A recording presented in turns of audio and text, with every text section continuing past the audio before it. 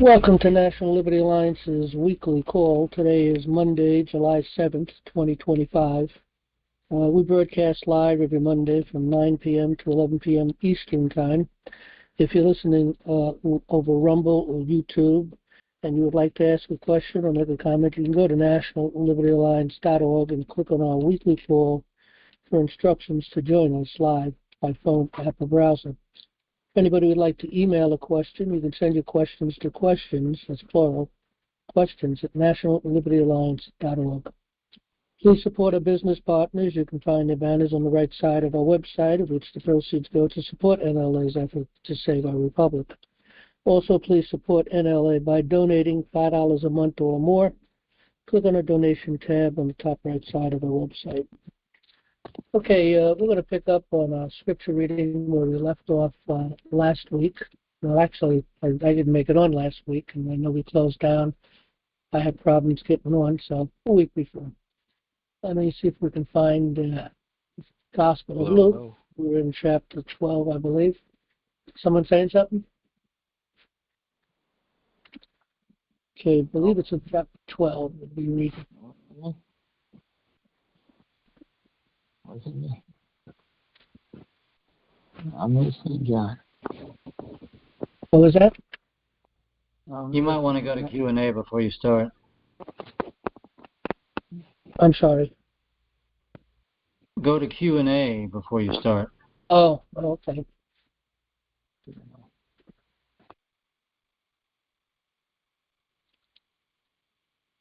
Okay, if anybody wants to get into the queue, it's a *6 and a 1 if you're on a phone, and there should be a button to get into the queue if you're on an app or a browser. Okay, we're going to pick up, as I mentioned on our Bible reading, we're in Luke chapter 12, read by Alexander Scorby. Luke chapter 12.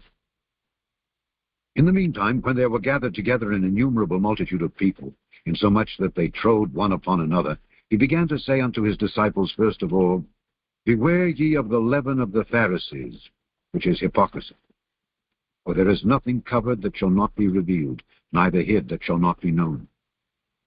Therefore, whatsoever ye have spoken in darkness shall be heard in the light, and that which ye have spoken in the ear in closets shall be proclaimed upon the housetops.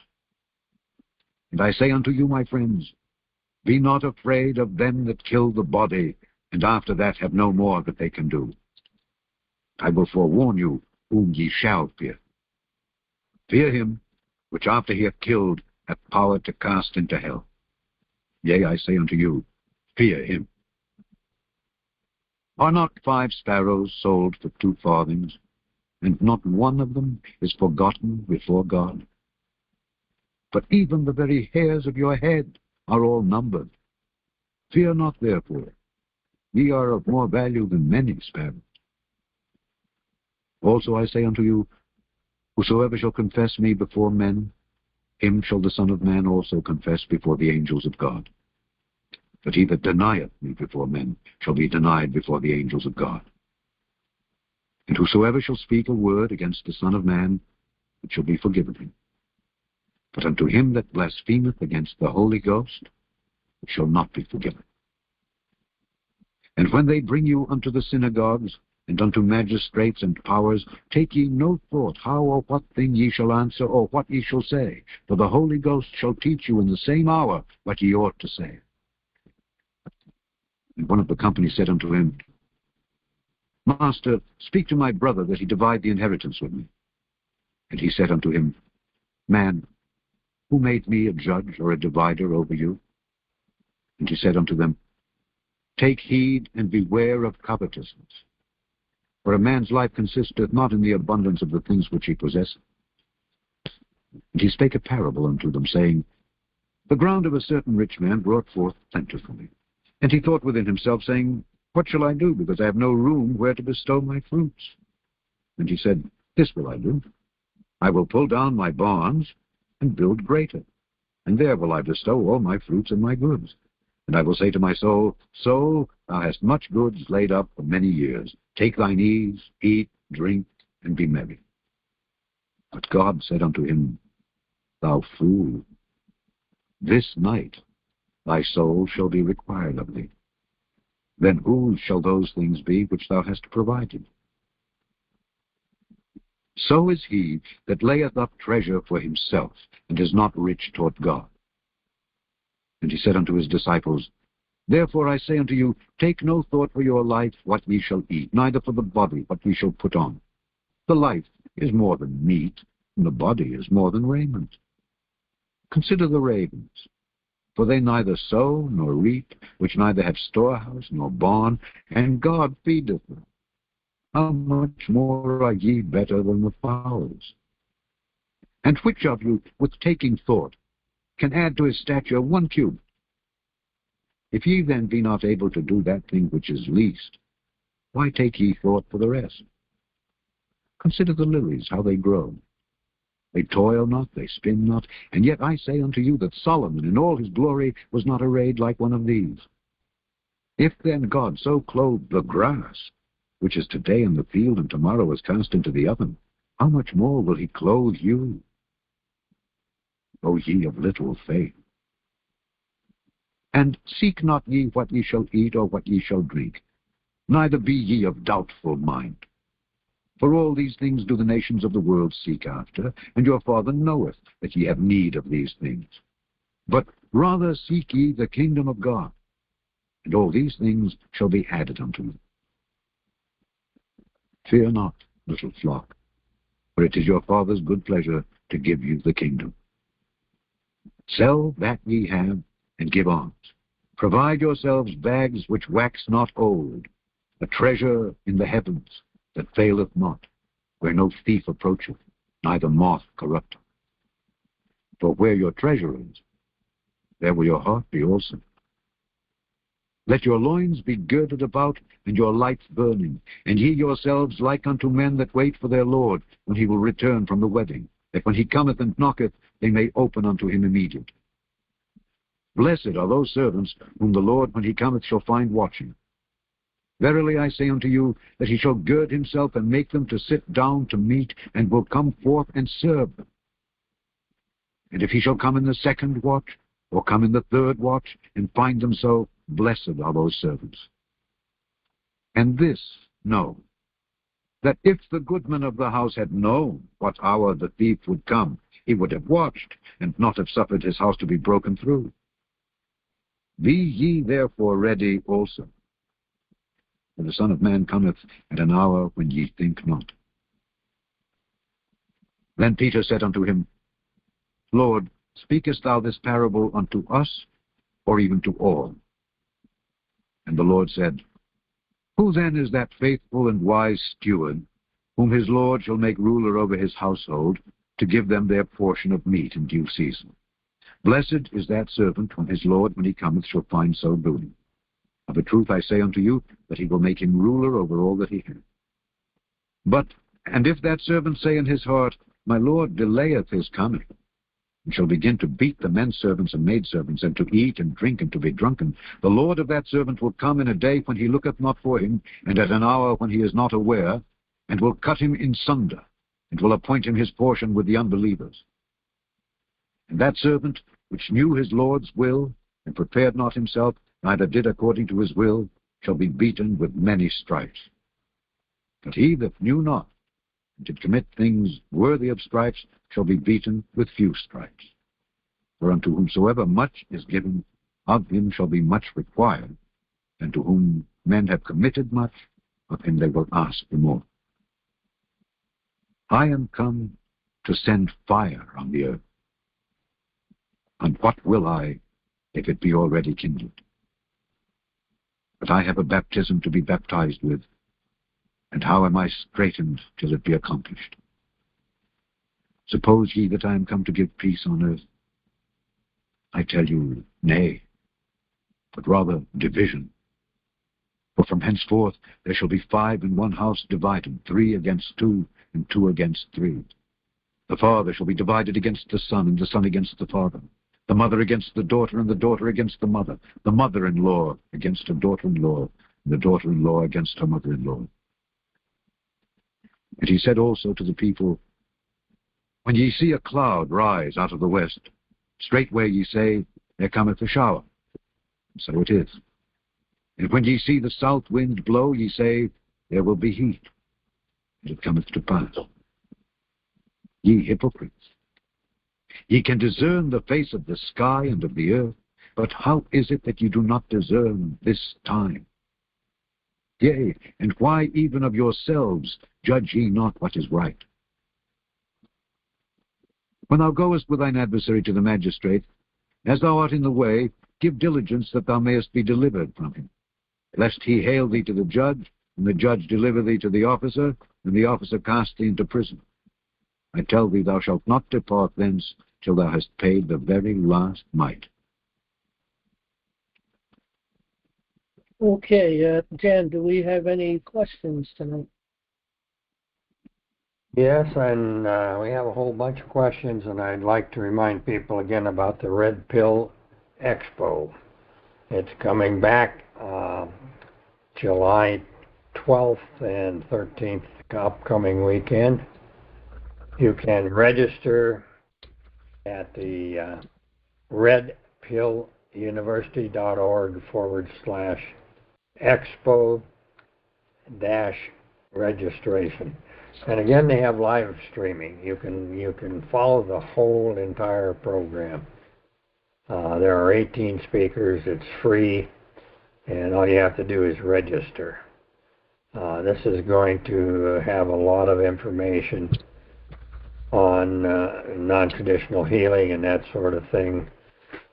Of the 18 speakers, there's a goodly number that are in this genre. And one of my favorites, Brian Artis, he's the whistleblower who blew the whistle on the new venom-based vaccines and other people's maladies. He's going to be one of the guest lecturers, and Mark Grennan, for example, who was a missionary in Latin America until he was arrested at the request of the U.S. government. He spent 5 years in prison for healing the sick without Big Pharma. And then we have another topic that's new and upcoming, and that's Are Cancer Parasites a New Bioweapon? We all know they're out there. We all know they're part of the cancer genre. Are they part of the bioweapon?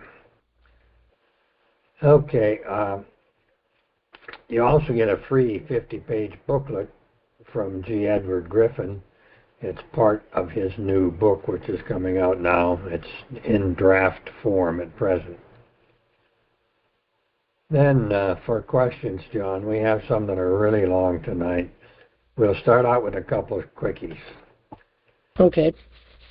I have been reading the Common Law book and would like to know when someone is going to put together a video on the complete process of filing a suit at Common Law. Currently, you can show and discuss in general terms about the common law and writs and so forth.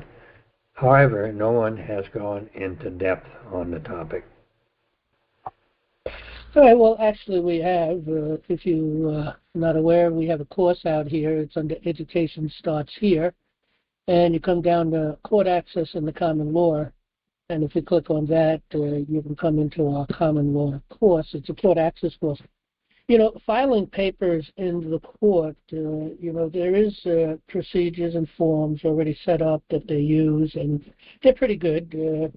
I use the forms all the time, but I alter them. You don't have to use them exactly the way they are created, but they're there so there's kind of uniformity in the process of, you know, going through the process of the court. You know, you have in the courts, when you come in and you begin your paperwork, we've laid all that out in this course. But the key thing ultimately is using really natural law or common law, you know, using the proper language.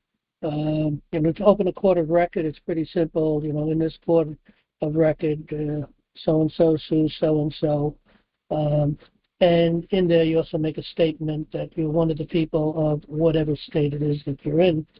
And then, of course, you use footnotes. And all that is laid out in the course that we put together.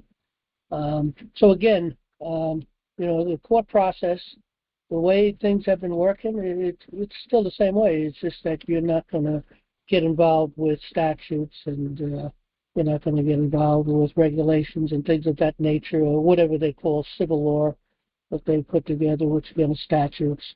You're going to use really the language of the common law.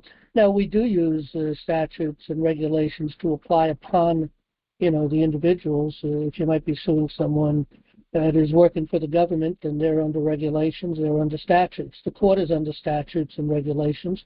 All the officers of the court are controlled by statutes and regulations, and that's the purpose of the statutes and regulations, is to really, control the individuals that are working for different government agencies, and also people who are working in certain commercial activities in the federal level, of course, it's in the state. So, yeah, we do already have that. Let's see. As a matter of fact, take a quick look at the table of contents in the court, in this court access course. We cover a lot of things in this course, even how to work the formatting for Microsoft Word. It's important to really keep your paper as pristine and as possible, to keep things to a minimum of words. You have to have a maximum points that you're making, but you want to keep it as minimum as possible. You want to back up certain things, or whatever you really want to expound on. You want to back that up in memorandums and refer to those memorandums, so you keep the original court papers that really lay out the case really as short as possible. I know a lot of papers I write. Some may be 7 or 8 pages, some may be 20 or 30 pages, depending on what's involved, but it could also involve 6, 7, or 8 memorandums which expound deeper on the things. And using a lot of footnotes is good too, because then you're really expressing the meaning of things. So when I say that this is a court of record, I'll put a footnote on that. And we give I put up here all the footnotes that I use, so you can download them in the course. And use the footnotes. You can add to those footnotes, and do a lot of your own research. But yeah, this already exists. Next question.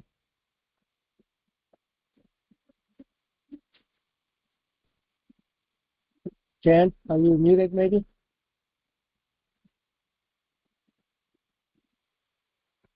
Sorry about that. My dog started barking, so I muted out. You've given us a good list of the items available. What they're looking for is, how do I do it? Starting with number 1, I do number 1, it's completed. Then I step to number 2, it's completed. Number 3, and so on. They want to know how to go through this whole bunch of kind of random items and put it together into a suit. Well, again, right here in Chapter 2 of Pleadings, it lays all of this out. We do what's called an anatomy of a court of record. And it pretty much, starts off with the pleadings opening a court of record. And we have the anatomy of an action.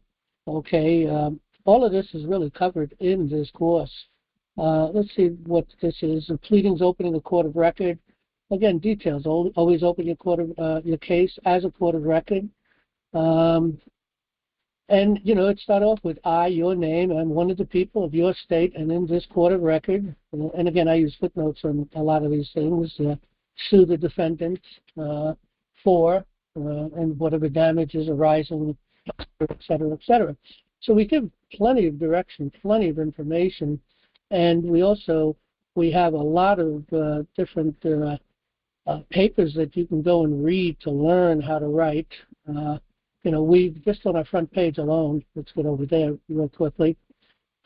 To read the papers on this front page will give you a really good understanding of how to write and do different things. We did a redress of grievances to open natural law courts, for instance, and it's laid out as a court case, although this is set up for a redress of grievances and coming from the grand jury. But basically, the court case is pretty well listed out in a way, starting off with jurisdiction, original in this case, its original jurisdiction is the United States Supreme Court is the only one that can make a ruling on these. This particular redress of grievances that were taken into the courts. But also, you know, if you go over to the federal court cases, we have an action against YouTube. You can see how we wrote that. We have an action against the judiciary. We have the grand jury, a lot of papers that we put together. But for instance, you can come in here and read the different papers and cases that we had put together. Here's a writ mandamus to the clerks. So we have a lot of stuff. I'm not sure exactly what more they might be wanting. Again, a court case, if you read other people's court cases, even though they're lawyers, if you read their cases, you can follow that format, but you just change the wordings to make it common law and not comedy. You know, in other words, they think common law is bringing in decisions from past trial court decisions, and nothing could be further from the truth. I mean, they're all over the place. You can make any position you want and find a case to do that, and it just doesn't even make any sense at all. And besides that, it's judges' decisions and rulings. It's not, or the lawyers. It's not really positions that you're really making in the case itself. So again, you have to focus in on whatever your case is about. I believe it was Lincoln that said that just give me the facts. I'll win any case. Just give me the facts. In other words, law isn't required in the sense that we think of law, because when you think of law, you're thinking of statutes. And, well, you know, at least that's what we've been trained to think of anyway. But common law, simply put, is common sense. And things, you know, just laid out in a common sense way and just following the process. And again, we have lots of cases lots of papers to read.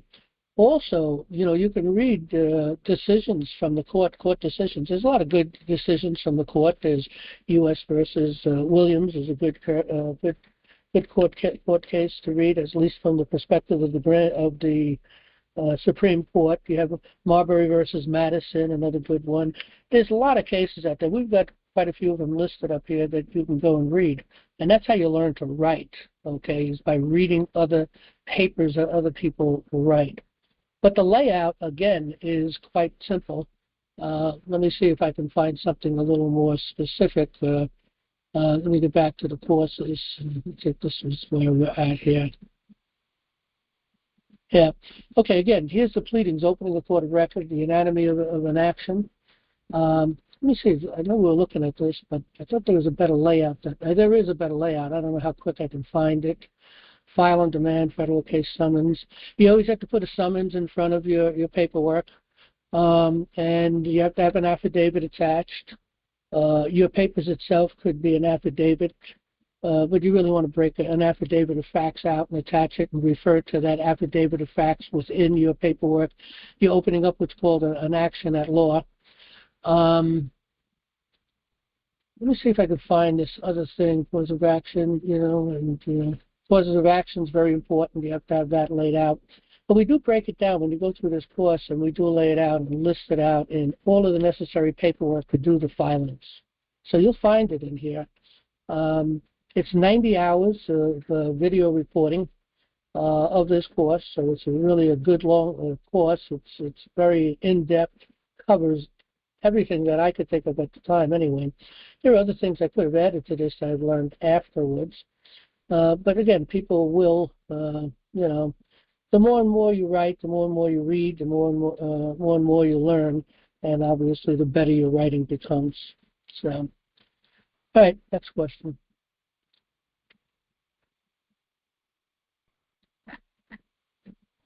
Yeah.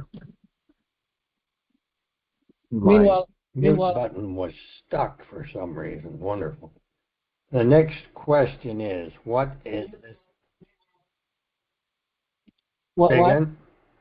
No, go ahead. I'm going to see if I can find it. The next question is, what is this committee doing? What is what? What is this committee doing? I'm not sure I understand. You're talking about the members of National Liberty Alliance as a committee? I don't know what the question is. Not defined. It could be what is our COS doing, or what is NLA doing. Yeah, committees of safety, of course, is the key. Look, people need to understand we're not going to take back totally our government. Trump's going to do a good job. He's going to give it back to the people, but unfortunately, the people are incapable of taking it back. The individuals that are statesmen, are elected individuals. I don't know if you call them statesmen, but individuals who are elected individuals, and they have no more knowledge of how things should be than we do until you start to research and learn and discover what is needed. Really, only the people can take back America. Only the people can do it. We have to do this through committees of safety. There is no other way. To have government by consent requires the people's participation, and it requires their participation on the grassroots level. And one committee of safety is not going to accomplish anything more than to really take back their local government within their county. And even that's going to be difficult unless you're really building your membership up to at least 50 or 60 people at some point in time, where you'll be able to work to take back all of the towns and the villages and the entire county itself, and at least your representatives in Washington. But every county has to be doing the same thing in order to take back that federal government. A committee of safety is only going to accomplish taking back the local government, again, within the county, but then they have to work with other counties, and that's why it's so important to structure your committee of safety the way we laid it out. We laid out the framework of that committee of safety, and so once we're all structured the same way, it's easy for us to work together, county to county, state to state, and only then are we going to be able to take back our, government. Again, within the foundation of our law, the Declaration of Independence, we have government by the consent of the people. But it appears at this point in time that people aren't interested in having government by consent, because if they were, they'd be active on their local level within their counties, working together, coming together at least once a month, talking about the problems and what needs to be done, creating subcommittees. And each subcommittee has a purpose. We've laid out the important subcommittees that are required for each county committee of safety. But there are many, many other subcommittees that will be developed, but you'll develop a need to create a subcommittee to deal with a problem. Some of them may be permanent. You have to really watch the individuals that have been elected, or whatever the case, whatever the subject matter is. And some of them are permanent, and some of them are temporary. For instance, you have to have a political committee, which gets involved with the political process. And that's a permanent committee. You have to have a judiciary committee, and that gets involved with the judicial process, and that's one of the branches of government that we have to take control of. We need to take our courts back. So we need people to learn, how to have court access and the common law through a course that we put together, for instance, so that they understand how the courts work and how the things, how things work within the court, so that the committee can be powerful and have authority. Jefferson said it very clearly. If a people expect to be ignorant and free, they expect what never was and is never going to be. So either people are going to get involved and take their nation back, or they're not. Right now, it's slow and moving.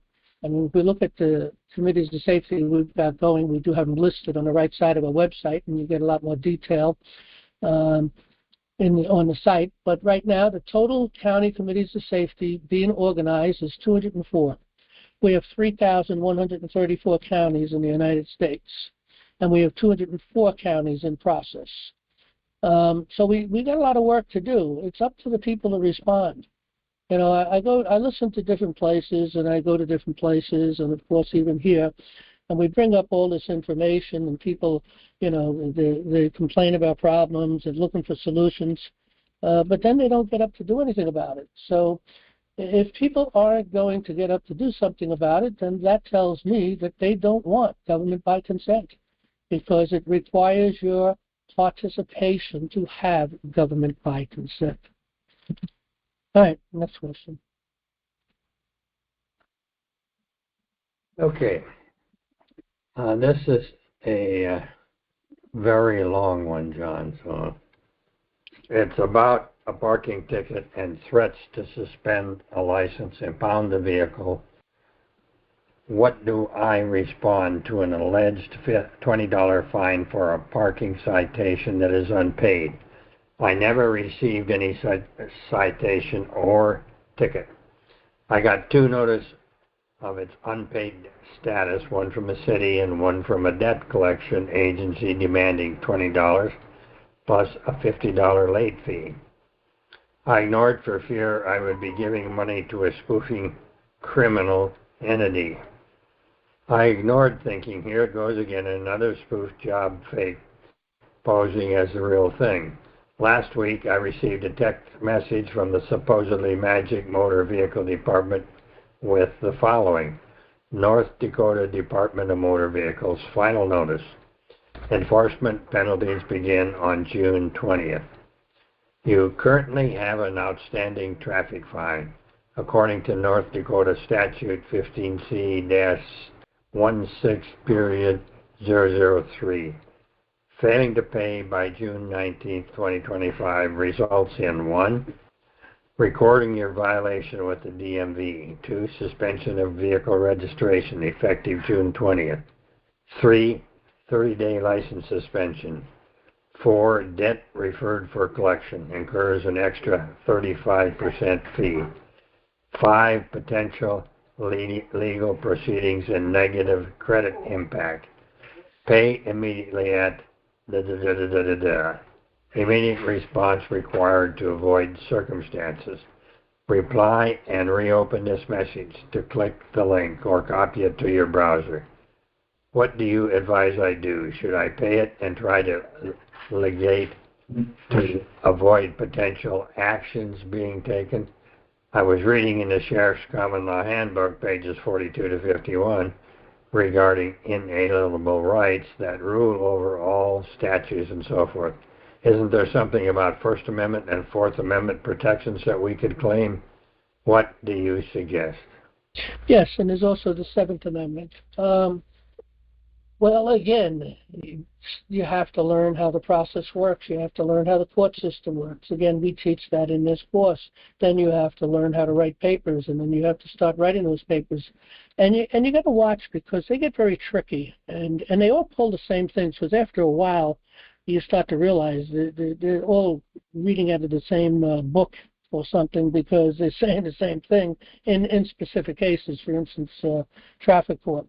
I moved the case to the state court from a town court, and in that process, they tried to come at me talking about me trying to take that traffic violation ticket and case to move that into the state court, which I wasn't. I was moving due process, okay, for a denial of due process. That's what I was suing for. But you got to watch, because they're tricky with their words, and then you got to respond to everything. But for example, here, we have here's a form, forms for traffic court, and you want to come in if you're in a traffic court. If you want to, prep it for a lawsuit, or maybe even to win within that court. It's possible you could win in those lower courts, because at some point you might wake the judge up. Because remember, the judge usually is not necessarily a lawyer to begin with, and generally speaking, and they really don't have much of an education. They go to judge school on that level. It's really all about following really the statutes. I understand it's a week-long course. Maybe it's longer in different places, but that's what I heard. Okay, and then they really rely on the prosecutor. Okay. So they'll have a lawyer that comes in to prosecute the case, and the judge will get his advice from the lawyers, and a lot of that is bad information. But you have to start with an appearance ticket, and here's an example of an appearance ticket, pretty cut and dry. You fill out the red area and make it personal, make it yours. The next thing you want to do is a notice of motion, okay, and you want to have verified jurisdictional challenge. Okay, So the notice of motion is really on that challenge, okay, and it's also a summoning of the individual in the sense through a notice of motion as far as the challenge is concerned, which is to be answered by, of course, the prosecutor. They ignore all this. At least every time I've used it, they've ignored it, and I end up having to take it into the state court, at least this last time around I had. Some of them, some cases I've been in, and the judge, I think, just got a little frustrated and just throws the case out. Or I write a paper, send it in, and then I don't hear from them anymore. So those things have happened to me on these things. But you want to do all this paperwork, okay, really. And then at some point you're moving it to state court for cause, okay, for denial of due process. And you got to be careful that they don't change what you're moving it into court for, because again, they're going to start talking to traffic court, this and they'll say, well, the state court doesn't have any jurisdiction over traffic court, and they get into that argument, and you got to shut that down real quick, because that is one of the ploys that they'll use. They've used it on me. You got to shut it down quick and make it clear. No, this is a denial of due process. Okay. Yes, I did challenge jurisdiction in that court, and they just ignored it. They kept going forward, and they put in a plea for me. They don't have the power or the authority to do that. But they put a plea in for me. Then they find me guilty without any kind of a trial or any jury or even a hearing. They just find me guilty, and then they send me a fine. And then the next thing you know, they're sending me these threatening letters that if I don't pay the fine and do what I got to do, I'm going to get arrested and go to jail if they catch me on the road. And so on and so forth. At least then you could pay the fine and then continue the process in the court. But you should be able to move it into the court before it gets to that point. And the last case that I did, and I'm in the middle of it, which I got a default on them, but they're trying to squirm their way out of it. They're making certain claims that they didn't get the paperwork and different things, but they did not find me try to find me guilty prior to me moving to state court. And while I was in state court, then they started to move a court process without me. Again, all these things have to be battled. So you have to think these things out, but there's lots of examples in the course, and there's lots of examples in different cases that you can read. Again, basically learn to write and how the forms work and the process of due process, how due process actually works. And that's what you have to know. It does take time, and the more time you spend with it, better you're at it. Okay, next question.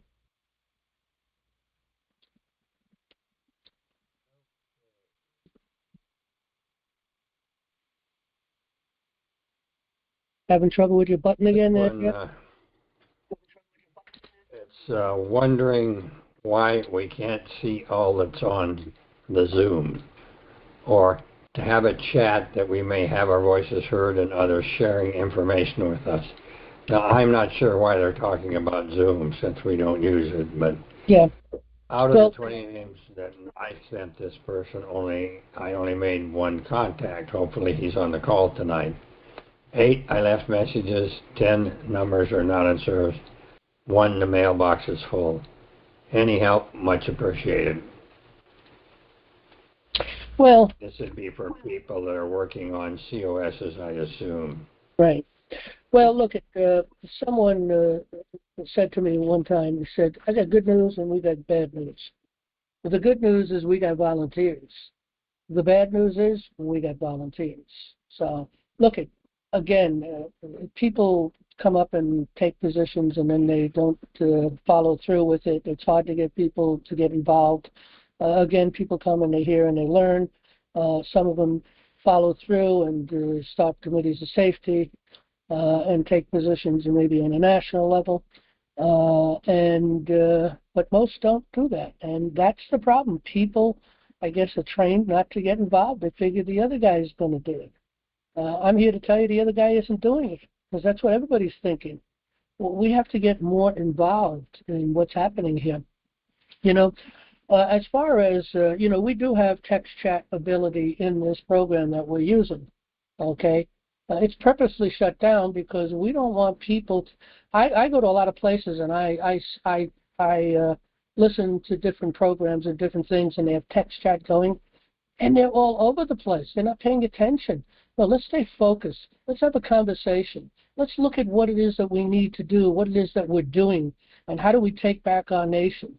And we do a lot of teaching here, so I mean, you got to focus in on that. But if people are busy chatting, they're not paying attention to what's being spoken, and what really is at hand at the moment.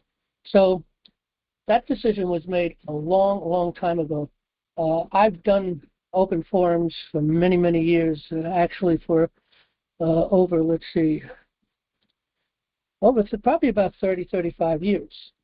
And I've always shut down the chats because it just goes different directions. And we don't get focused on the questions, we don't get focused on the problems, we don't get focused on the solutions.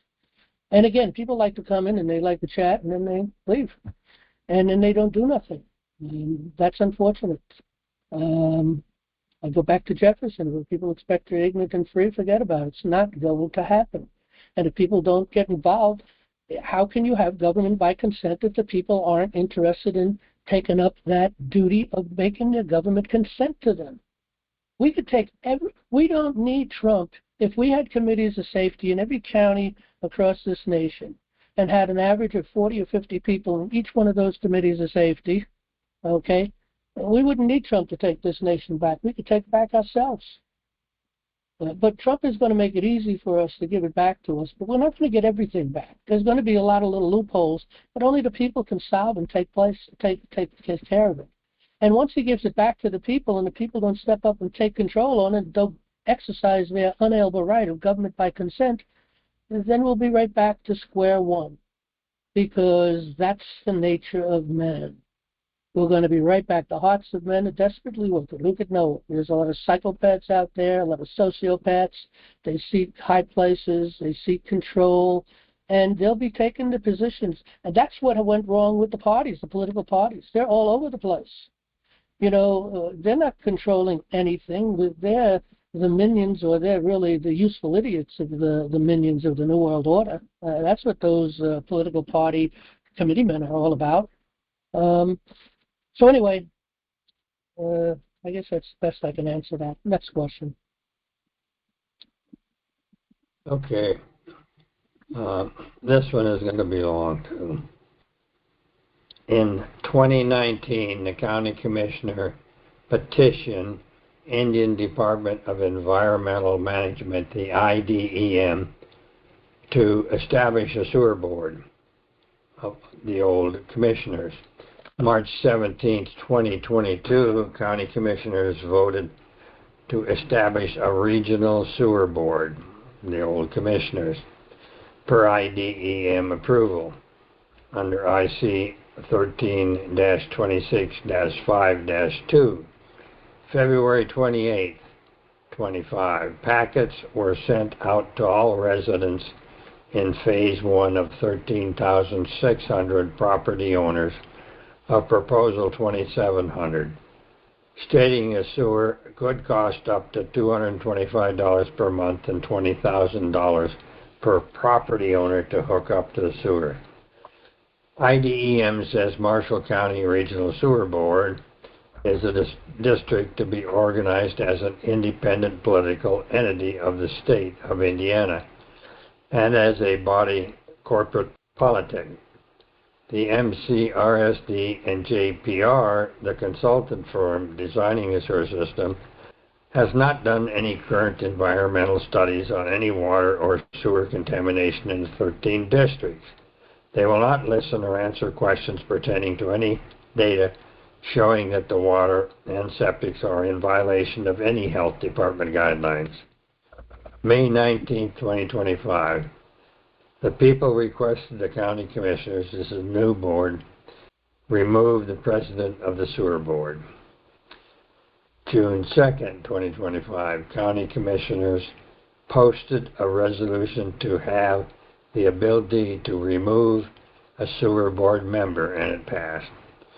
In June 2025, MCRSD held an emergency board meeting with no notice. to create their own resolution saying the county commissioners do not have the authority to remove a board member, as we are an independent board accountable to no one. Note, all county commission members, all of which are 3, all city council members, 7, state representatives, and state senator, all in favor of dissolving, altering, and/or restructuring the function of the MCRSB. But still nobody is doing anything about this. The MCRSD has accrued over $1 million of expenses to date and spent $15,000 plus a week. They're going full speed ahead with no oversight, accountability, or transparency to the people. My question is, we need direction as to what our county committee of safety can do to stop the spending and stop this runaway sewer board, preferably non-confrontational, or if need, it could be confrontational. All right, well, there's a lot there, but we could break it down, really simple, because it can be beaten pretty simple, probably, from listening to all that was said. There's no doubt that they may have, but I doubt they did, if they did an environmental impact study, which is required before anything like this is done. Now, towns and different places that really are pushing for this thing, there's money to be made here, and there's all kinds of other things that, that I don't even know about, that people can put money in their pocket and so on. But there's money is the game here. And so, they'll push things through without getting things done properly if they can get away with it. I remember Robert Schultz, the founder of We the People, one of his first case was exactly a type of a case that we just heard about. And in that case, he decided that he was going to sue these people, and he sued them for not having an environmental impact. It is required to do something this big, and it'll take 5, 10, 15 years to go through an environmental impact study for a project that big, okay? And if you check in, I'm sure you're going to find it hasn't been done, and you can shut them down by taking them into the state court because it is absolutely required, okay? And you might be able to move that into the federal level if necessary. But Robert Schultz, the big problem with that is you have to get lawyers to go into the courts and fight the battle, and that can cost a lot of money. Therein, the reason why we, the people, need to be able to take care of our own business. We need to know how to get into the courts, how to move the courts. You can always hire a lawyer to give you advice, thoughts, and ideas, read your paperwork. The thing is you got to be careful because they'll try to change your language on your common law. And common law really is nothing more than common sense. It doesn't get any more difficult than that. It's just building maximum on top of maximum, and just placing the facts within.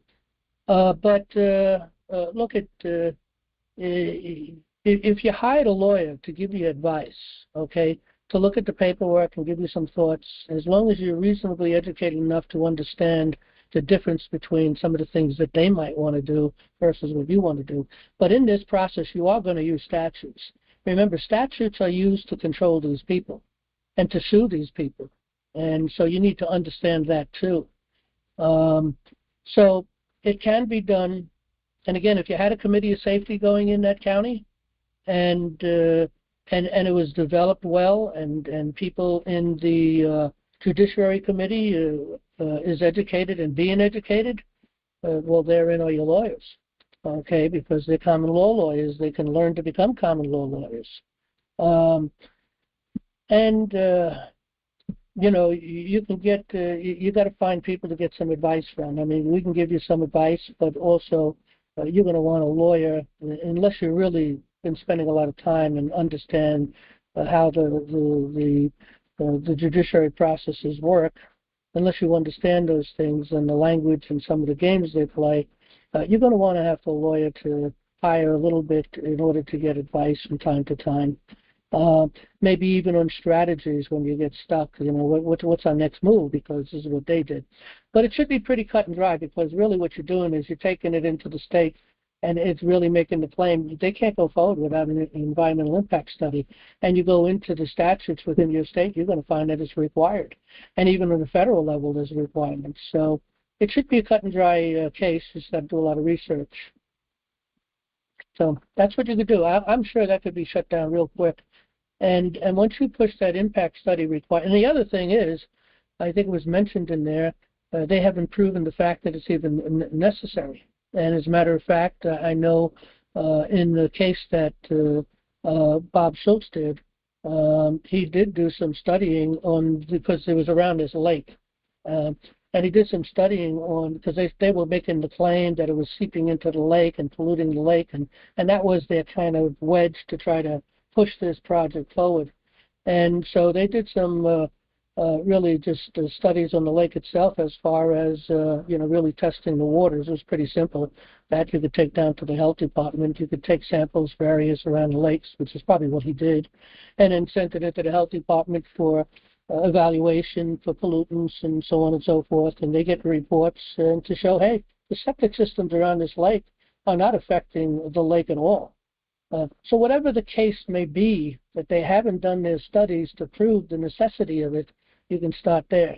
And then you're going to want to go find a law that in your state, and you can use federal law too, to really be able to take it into the courts to stop them and require them to get an environmental impact study. And I'm going to tell you right now, for a project as big as it sounds, 15, 20 years before they can develop, get through that entire environmental impact study. So anyway, next question.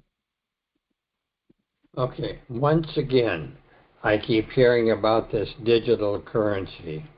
I thought we put it behind us. I've even heard about a presidential executive order that authorizes digital currency effective September 25th, 25. I have really begun to lose trust in a lot of people. When hope was seemed to be instilled, it led to another bait and switch, disappointment. What is NLA's honest perspective on this? Well, look, at digital currency, of course, we can never go that route. And that's different than using debit cards and credit cards, of course. The cash flow must always be available. And we need to go back really to gold and silver.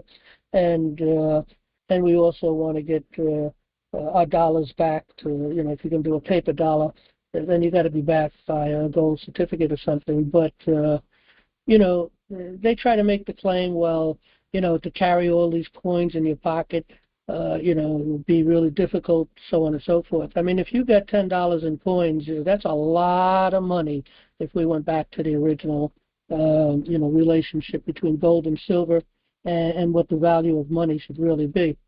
I think a lot of the digital that might be mentioned might be bitcoins. And bitcoins, that's just a pyramid. I can't believe that the president has fallen for that. That shows you how ignorant they are on certain areas.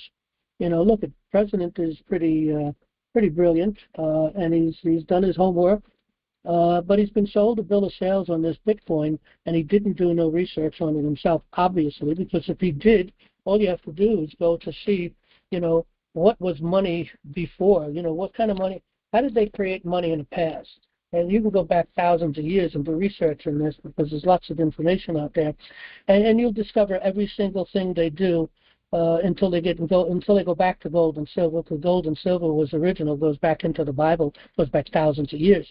That's kind of the original money. It's always been gold and silver, and other coins, just copper and so on. Copper is really good because it helps to sort of tighten up the silver, for instance. You put a little copper in there to really kind of adhesive, because copper is silver is very soft. But they haven't done the research. They haven't looked into the past to see the disasters. Now, when you think about this, and you go out and you buy a Bitcoin, let's say whenever they started, I don't know how many years it started, but let's say you buy $5 worth of Bitcoins, okay? Today, that $5, I understand, is like 30,000, 10,000, or some ridiculous number. Where did all that money come from? What's back in Bitcoin? Nothing is back in Bitcoin. It's just like the dollar. It's nothing back in it,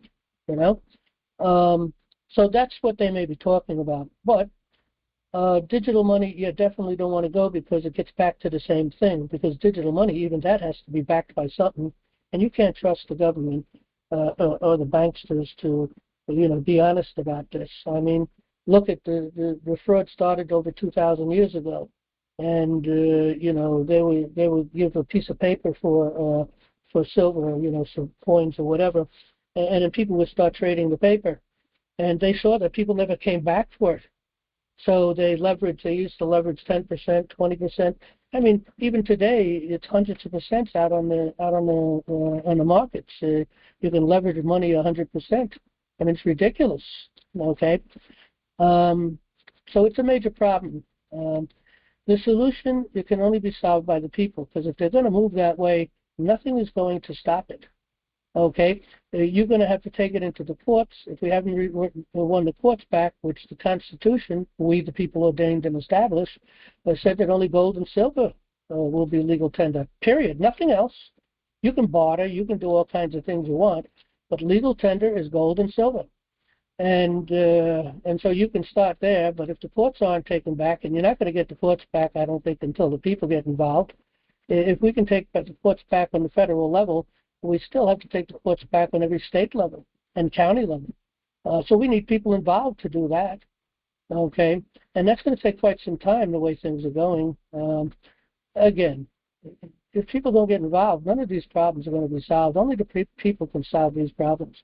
But we can require, that they obey the Constitution. Once you have to understand how the political process and authorities work. There's the county chairman, for instance, and there's a state chairman, and then there's chairman on the federal level, in the full 50 states, within the committeeman process, which is a statutory process which they stole the original committeemen, which was the committees of safety, and they statutorized them, and then they put party bosses to control them. So one of these party bosses, okay, which would be a county chairman, usually, or the state chairman. The state chairman, of course, is much more powerful because it controls all the counties within that state. But they get a call from the chairman, a particular individual in office, okay, and they'll read them the riot act if they don't like what they're doing and say, hey, look, you're either going to do this or do that, or we're not going to support you no more. We're not going to put you back up on the ballot for the next election, or maybe we'll recall you. They have the power to recall, and they can pull them out of office in 90 days. This is power that the people should be picking up and taking, to be able to recall people, to be able to make the phone call and say, hey, look, buddy, you're going to do this or you're going to do that, or we're not going to support you no more, and we're not going to put your name on the ballot no more. Believe me, they respond and they obey these political animals. Well, that should be the people through the committees of safety. A committee of safety chairman and the political a committee makes the phone call and says, hey, you're going to do this or you're going to do that, or we're yanking you out. He's going to obey. You got to understand how this all works. And that's how they control the people. And that's how they prevent the good people from running for office. Because they'll give you a choice. It's either going to be the criminal on the right or the criminal on the left. That's the choice you got. Every once in a while, a good person gets in. Now, Trump is making a lot of changes, and I think we're going to get a lot of changes. But as Franklin said, a republic, ma'am, if you can keep it. And apparently we can't keep it because we're not interested in stepping up and putting our time into committees of safety, getting involved in our county, and exercise our unalienable right of government by consent. So if people aren't willing to do that, there is no solution. Next question.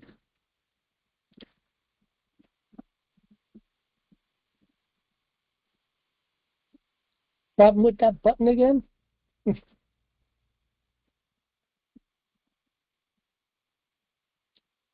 We're not hearing you if you're talking, Jan.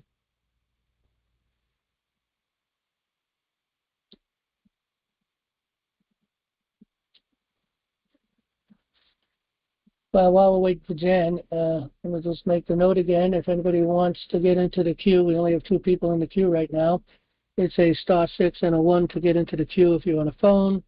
And if you're on an Apple browser, there should be a button to enter the queue. Shan, you there now? Yep. Next question. Right.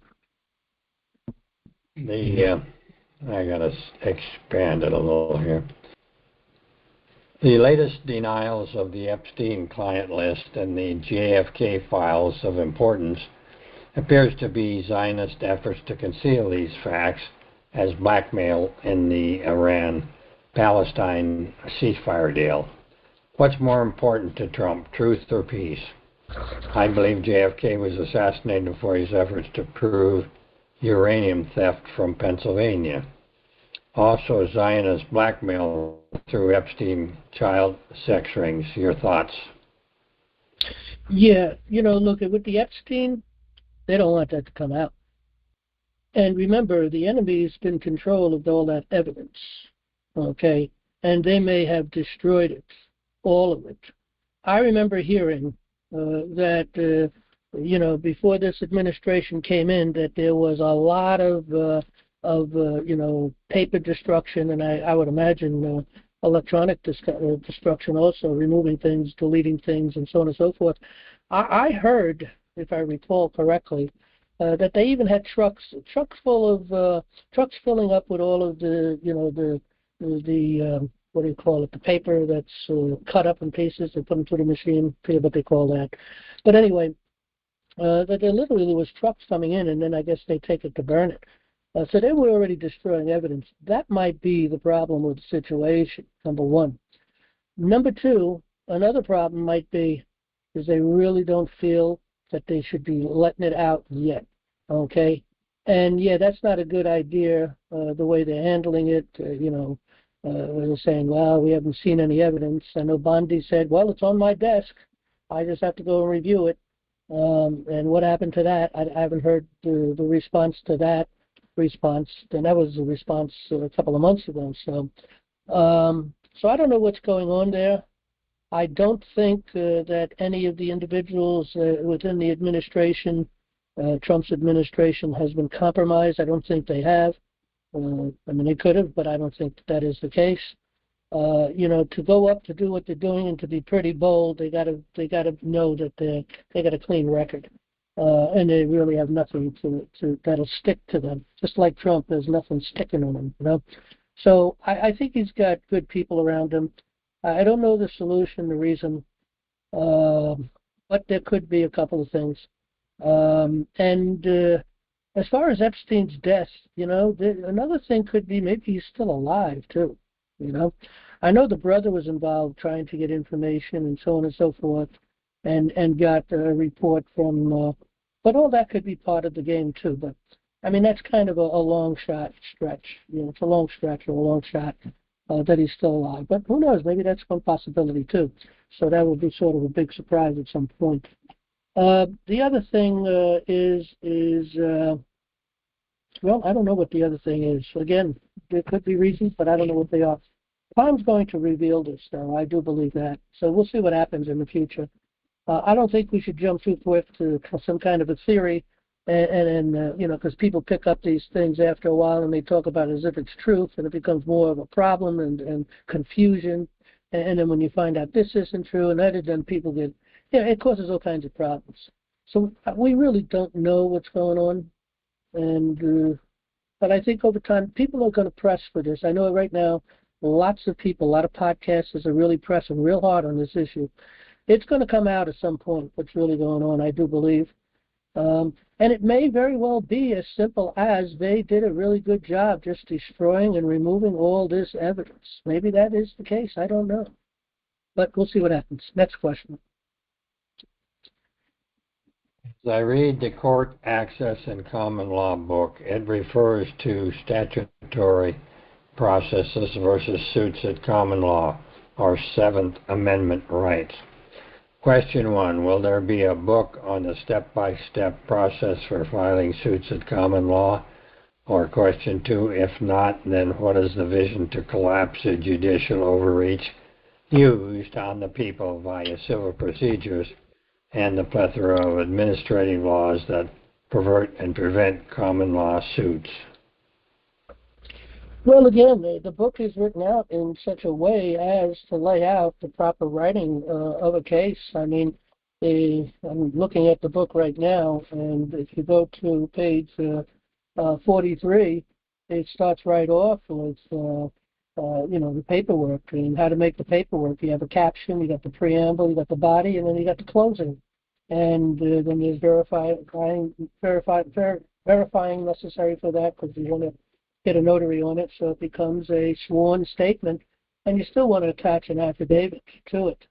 So on, going just on the page, let's see, page 43, what chapter is this? Okay. This is chapter 2, an anatomy of a court case. I was looking for this in the course. It is in the course, but, I just didn't have time to go find it. But it begins right here, right on page 40. It's chapter 2, which is the anatomy of a court case. And it has the filing the court papers, and it has all the different things. You have to have the affidavit of service, a file on demand, if necessary, summons, pleadings, the affidavits, memorandums of laws, and exhibits. And then we break each one of those issues down in this chapter, giving examples. Now, again, a lot of these forms are examples that the court has established a long time ago, and it's fine to use their forms, and because it's due process, it is part of the process. So use the forms, but change the words, and make it more common law when there's words or phrases that that you can change to a better word or phrase. Make the changes. You don't have to go exactly where the forms are at. So anyway, there's plenty of that in here, and then there's a breakdown of all this stuff. Let me just quickly take a look. For instance, the first chapter is the essentials. The second chapter is the anatomy of a court case, and that's what you're looking for, which starts on page 40. Okay, and goes through. Let's see. Then chapter 3 is the republic, law and equity. Chapter 4 is the two courts. Chapter 5, jurisdiction and sovereignty. Chapter 6, punitive damages. Chapter 9, punitive damages. Let's see, the page missing here. That's stuck. Chapter 6 is causes of action. All of these is part of the court case. This is a book laying out how to write papers. Chapter 7 is case examples, strategies and mindsets. Chapter 8 is affirmative defenses. Chapter 9 is punitive damages. Chapter 10, motions and examples. Chapter 11, Supreme Court rulings, statutes, and rules. You're going to want to use them against the establishment. If you're dealing with someone operating commercially and you've been injured somehow, you can use the statutes and regulations required that they need to follow that maybe they didn't follow and that caused your injury, whatever the case may be. Or you're using it against a judge or some lawyer who is an officer of the court, or maybe you're going up against the establishment itself or against some government agency. Chapter 12, being ready for the trial. Chapter 13, memorandums. And then there's more memorandums on 13. Let's see, 14, extraordinary writs. Gives you some good examples on that and what they're used for. Chapter 15 on habeas corpuses. Chapter 16, rules of common law. And remember, common law is simply common sense. It doesn't get any more difficult than that. It's common sense. Chapter 17, the right to practice law. Chapter 18, notice and demands. Chapter 19, the jury. Chapter 20, founding fathers quotes. Chapter 21, maxims. 22, footnotes. And it gets into surety bonds in 23. ABA must be disbanded for treason. That's the American Bar Association. And then there's a glossary of terms. And there's also word formatting, online resources, and different things to use to write papers with, which you want to use Microsoft Word, most likely anyway. I know there's other programs you can use, but Microsoft Word is probably the best and most used.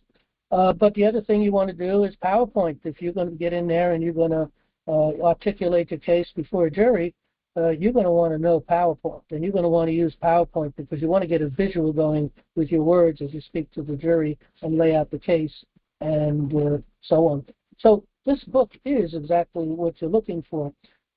Now, I think maybe it might be a little more simpler, or I wouldn't say simpler, but easier to comprehend and kind of, take in if you take the course, And again, the course is underneath Education Starts Here. Click on Court Access in the Common Law, and you can sign up for the for the course.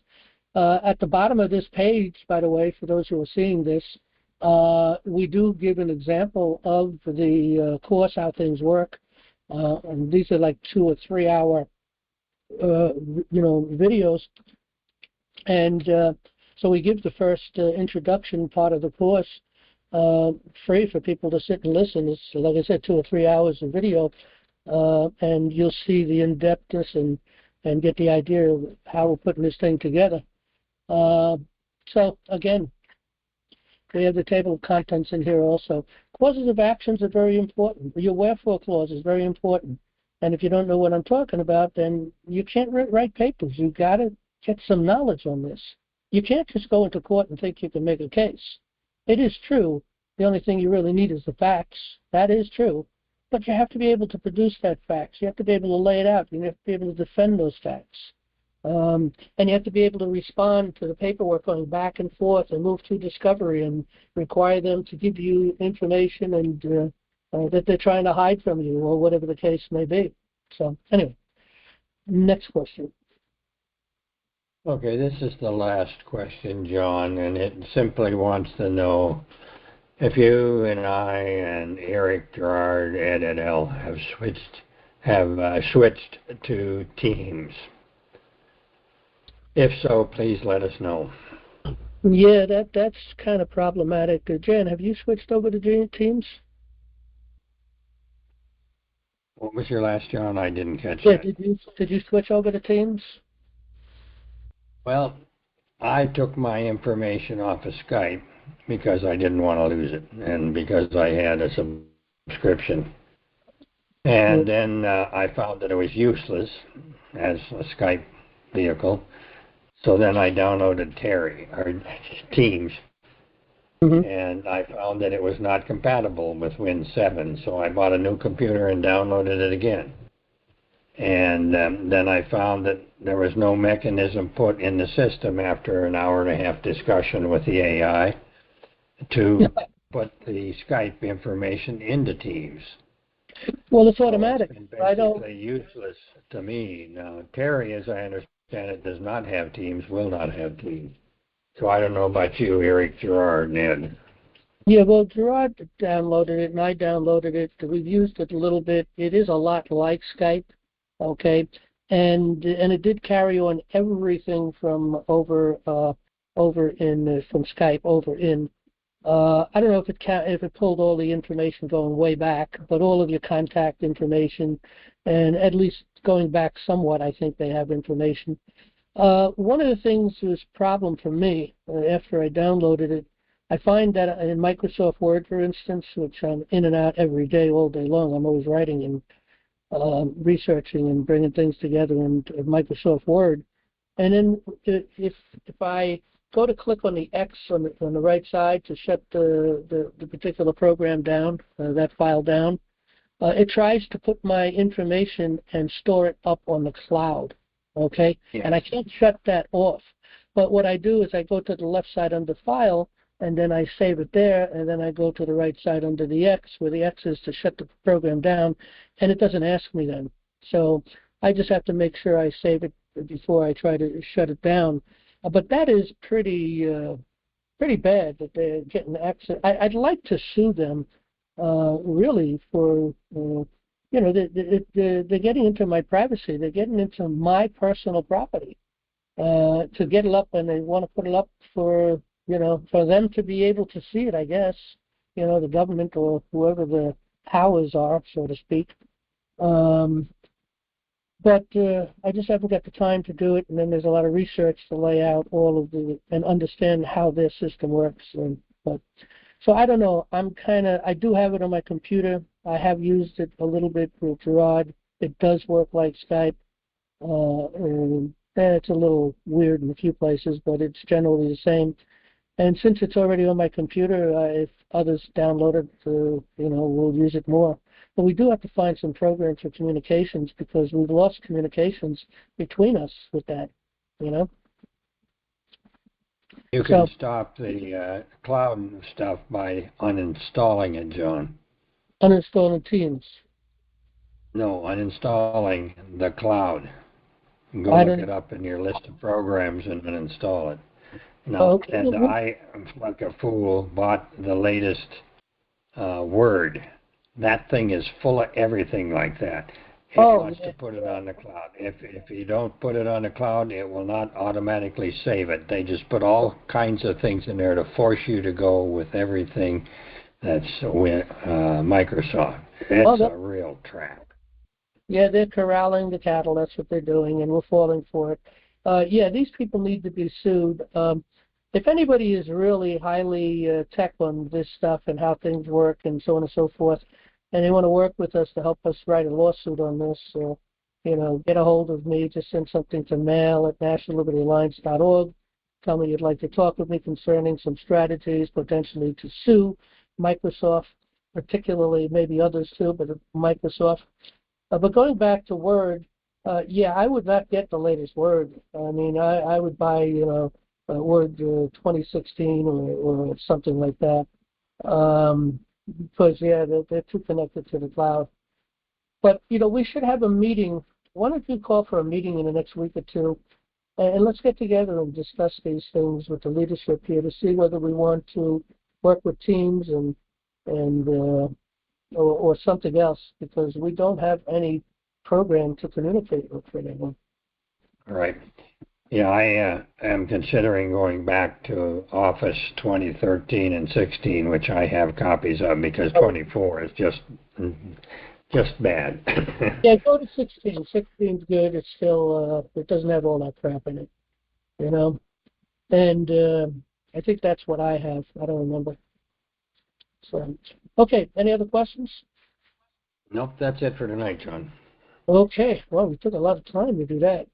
Okay, right. Anyway, we've got 2 people in the queue. If anybody else wants to get into the queue, it's a *6 and a 1. And if you're on an app or a browser, there should be a button to get into the queue. Okay, we'll take our first person in the queue. We got John from Michigan. Mr. John, you got the mic. How you doing? Hey, John, how's it going? Good, good. Question, with the big, beautiful bill, it's been whacked back and forth between everything else. He supposedly signed it. Is that good? Is that bad? Is it indifferent? I mean, you hear that everything. It is the big, beautiful bill. There was a guy I listened to. I don't normally listen to this guy. I found him, and he did a layout going through all of the things and, what the opposition is saying, this, that, or the other thing, and it's all a pack of lies. There is a lot of pork in there. And that is the big thing I think that Musk didn't like. And so the pork, there's no way to get rid of that at this point until we get rid of these people. And let me tell you something. We will never get rid of these clowns putting all this pork in there. We will never get rid of the corruption in Congress. We will never bring this country back, this nation back to where to how it was originally formed, unless the people can do it. Only the people can save the republic. Nobody else can do it, because it requires the people. And boy, we hit on this point many times tonight already. It requires the people's participation to have government by consent, which means you have to give up some of your time in your life. If you want a government that's going to be obedient to the people, then you got to get involved. You got to exercise your unalienable right of government by consent. And you got to give a few bucks here and a few bucks there to the different places that are really working hard to bring this thing back to where it belongs, to bring the courts back and get our courts of law. Like, how about National Liberty Alliance? How about helping to support that, support us? I mean, we don't really have that many people supporting us, considering the fact that we have, about 12,000 members or something? I don't know. Yeah. Let's see where we're at. The latest count. We have 11,783 members. What is a micro fraction of people that are supporting the work we're doing here. And it's a struggle every month to get through, to keep the lights on and keep the bills being paid and stuff. And it's a struggle. I mean, we're meeting it, but there is so much we want to do. You know, I've been thinking just recently, only the last couple of days, as a matter of fact, we just did papers on a presentment going to the United States Supreme Court. Okay, and at this point, they have not returned our papers back, and so that's a good thing. They did at the very beginning, and I changed a few words and sent it back, and they took it. At least we haven't got it back.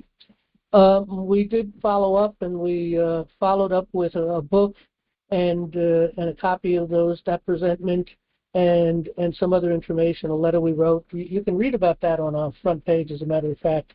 Okay, right here, redress of grievances to open our natural law courts, and a cover letter to the President Trump and the administration. And now we sent about 45 books out to these people, and that costs money, to buy those books. And we've only had a couple of people that really helped to get that going. We had one individual that gave us a large sum of money to be able to do this. And so we got all the books out, we got all the papers out, we served them all, we served the United States Supreme Court, and so on. But I think what we need to do is we need to lay out our case to Congress and demand them to be obedient to the Constitution. Now, not that they're going to listen, but it's the setting of the stage, and it's the presentment and the layout and the preparation in order to bring them into court once we get courts of law back and require their obedience. Okay? They are so far outside the Constitution. And, there's a big problem with political parties. I mean, look at political parties as our worst enemy. This is the biggest destruction of our nation.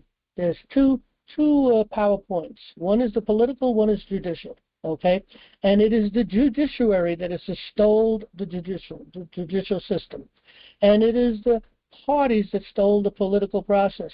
And they work together because they created statutes to make controls, and they're back and forth. The court backs it up and maintains status quo when you go into courts against these people. There's only one way to fix it, and that is the people. The people must get up and get involved. And if you're not exercising your unalienable right of government by consent, and the next guy isn't either too, and that's the case, that's a sad situation for us right now, then don't expect to have anything. You can't complain and not do something about it. If you're going to complain and you find a solution, then you have to get involved in that solution. And getting involved in that solution is putting a few dollars to support the different movements that are trying to fix this problem and create the committees of safety like National Liberty Alliance, and sometimes a couple of hours a month come to a meeting, and maybe a couple hours a month to do some work that the committee is required to do between then and the next meeting. So maybe you put in 3-4 hours a month into your exercise of government by consent. But if you're not willing to do it, then look at maybe we don't deserve liberty. Because you can't have it. You can't have liberty if we don't do this. Yeah. You can't have just court if you don't do this. Back to you, John. Do you think that there's a way that, there's hundreds of different organizations out there. And we'll fight like crazy about the 5% we disagree on, and then and ignore the 95% we agree on. And I'm just wondering, is there a way to pull some of these people together? Because I know we outnumber them 100 to 1. But we've got 10,000 organizations trying to do everything. You know what I mean? Is there a way to pull it together?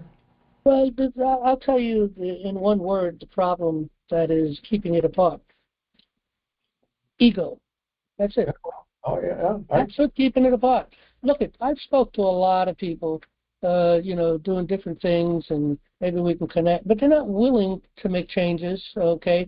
They're not willing to make corrections. There's a lot of error out there.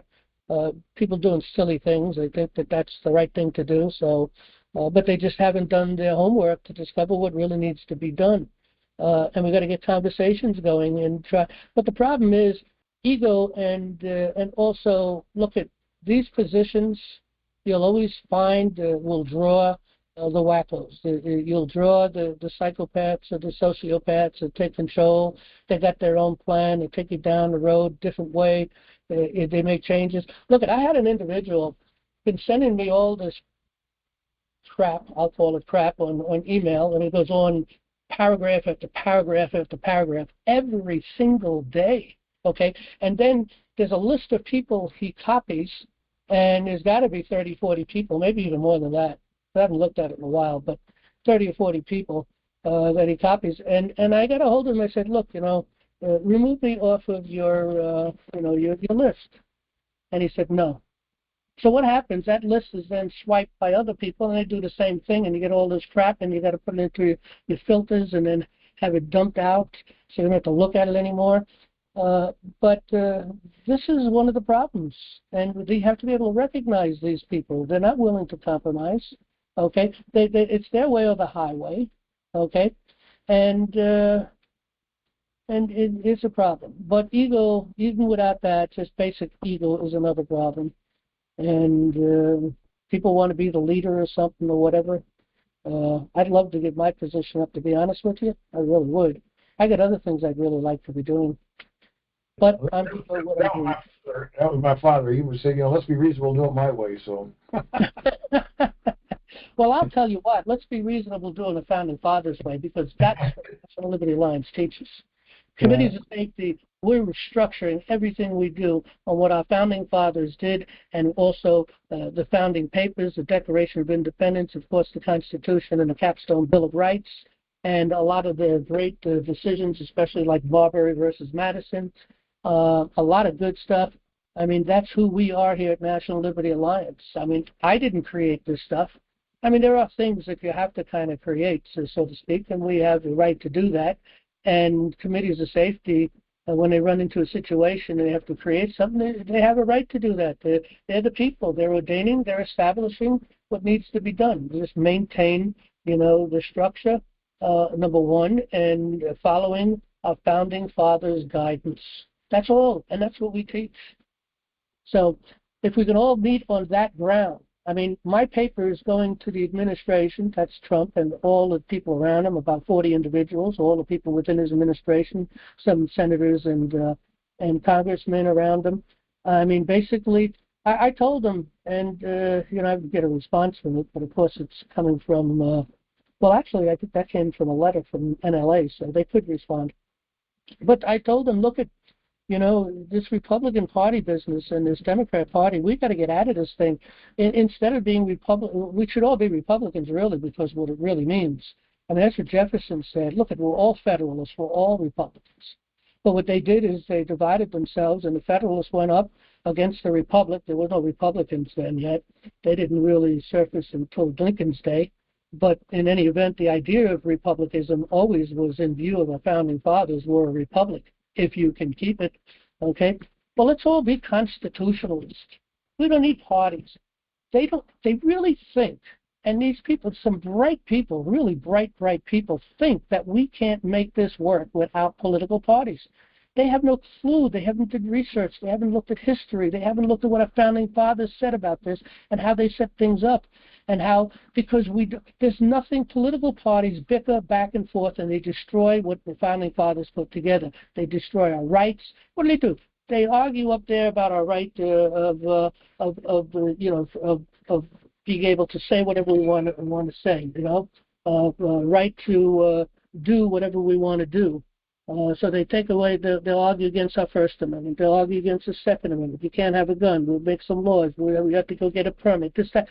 Hey, these people have no business discussing these things. Read the Constitution. They don't have the power or the authority to make any of these changes. And then they come in and they bastardize our process of really, adding to the Constitution. They bring things like again, the income tax, and they bring the 17th Amendment in, the 16th Amendment in, all destructive to our Constitution. Who are these people? How did they get away with it? I'll tell you how to get away with it. People aren't paying attention because they're not interested. They're not interested in donating their time and a few dollars into supporting the things that need to be supported and getting involved to take this nation back. Let's take it back. How do we enforce? What's our enforcement? I mean, we tell them what they're supposed to do, obviously, and they're supposed to listen when they don't. Okay, and that's what comes. The rubber meets the road. When they don't, what is our enforcement tool in this thing, John? Recall, 90 days, pull them out of office. Just a matter of putting a petition out, getting the right amount of signatures on that petition, filing it to the court, and get another election. Recall them. Yeah, and it sounds good until they all of a sudden they'll throw a lawsuit. And I'm not being They can't do a lawsuit. If people come in with that, the process has to go forward because that's the law. There is a process. It's the law. Now it's up to the people to get involved to execute that, but then they don't even know about it. They don't even know about it. Look at all the corruption in the courts, and Congress is so corrupt too, and that's why they're not doing anything. But they don't impeach these judges. Why aren't they impeaching these judges? These United States Supreme Court judges, I can tell you 3 of them that need to be impeached. Okay, they need to leave because I don't know what they're talking about. They're not talking about the Constitution. They don't care about the Constitution, and they don't know. I don't think they even know about the Constitution. They have these mindsets of real communism or whatever it is that they've got going there, but they're not paying attention to the true law, and because they don't know it, nor do they want to. Yeah, I'm not poo-pooing all that stuff, but I mean, one time I thought I was really smart too, and I realized that, I didn't know the questions anymore. I don't even know what to think sometimes. And, everybody's got ego. I have ego, you have ego. We all think we're right. And, I say that facetiously about my father, but, he's passed away now. But I wonder sometimes if what we're doing is not working, what can we do differently that's going to help change things? I mean, insanity is doing the same thing over and over again, expecting different results. Okay, so I'm not questioning you or NLA or any of these other organizations, but what makes us sure that we're right and everybody else is wrong or whatever like that? We got to be able to learn how to work together, and not competition but cooperation. That's my thought process on the thing anyway. Well, yeah, and again, I think I said it already, look at the solution is following our founding fathers, not following me, not following any individual, but just follow our founding fathers. Our founding fathers, everything we're teaching here is laid out by our founding fathers. It's in history, okay? And so committees of safety, again, this is how this nation was created and maintained, and this is how they governed themselves long before, we became the United States of America. And, go to Plymouth, they used committees of safety there when they came over in the Mayflower. That's how they survived, so committees of safety. Okay, so this is what the people need to do. It's the only way to have government by consent. Now, again, I didn't create this. I didn't, put these things together. We use logic, of course, and common sense as the things we do. And we will find things that maybe we don't have, any history to look at, but it doesn't matter because once you have the basic structure together and you're operating properly and you use common sense, you can figure the problems out and execute what you think is right. You can talk to if you need to deal with 3 or 4 or 5 different counties because maybe you all have the same congressman or whatever the case may be, and we're all on the same basic page, and we can come together and work it out and make decisions. But you see, everybody's got a little bit of a plan doing this or to do that or to do the other thing. We need to get the people into the counties organized. They need to create committees of safety, and they step up on their own 2 feet, and they don't need to be controlled by any national leadership, but they need to be controlled by justice. They need to come with a sense of honor, justice, and mercy. They need to follow the structure that our founding fathers put together, and then that makes us compatible. We may disagree on a solution. Well, that's fine. That's okay. No big deal. And like you said, I think, you said a little while ago, 5% people make a big stink about. I do hear a lot of people complaining because of a few things, but there's so much here. Why complain about those few little things? If you agree 100% with another individual, I think you might have a psychological problem or something, because look, we don't all agree on everything. I got lots of things I believe and think, and I can tell you, I'm sure a lot of people here wouldn't agree with that, but some will and some won't, But the things we can agree upon, the things that are logical, the things that have been already set up for us, and all we have to do is learn it and execute it. That's all, and then do what we have to do. So if we can pull these groups together to come in and join the committees of safety, that's the key. We do agree and support other groups. We support the work that Robert Schultz is doing. He's doing things a little different than us, but it's good. His ideas are good. And, we have the Republic Review, that's something that we haven't really locked up on, and he's done a lot of work over there on that, but we support him. We have pages on him. We've had other people we've tried to connect with, but they're not willing to compromise, okay? And if they're not willing to compromise, then some of them just are not compatible.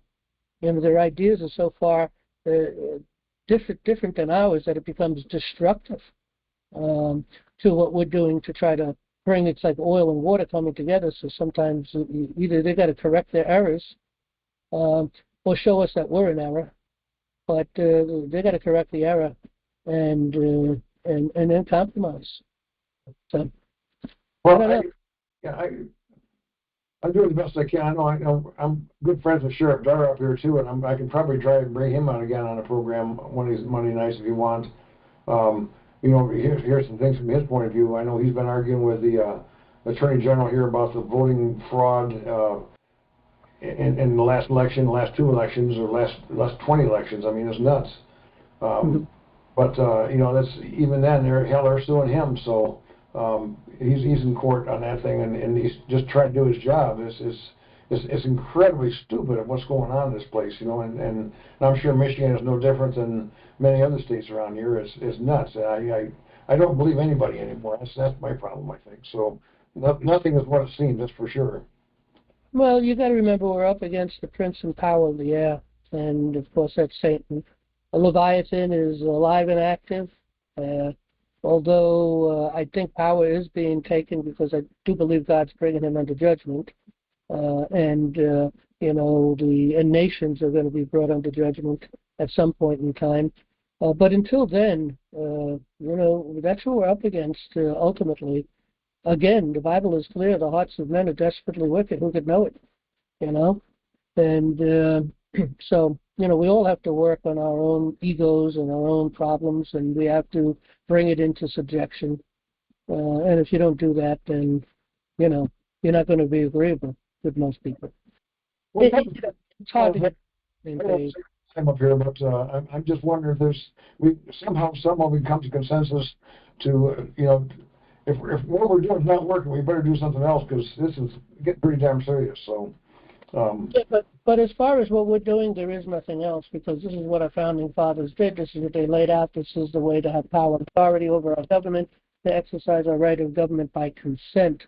So this is it. But look, I do believe that we can be successful in what we're talking about if we can hit critical mass. I mean, we've been praying and hoping for critical mass for a long time.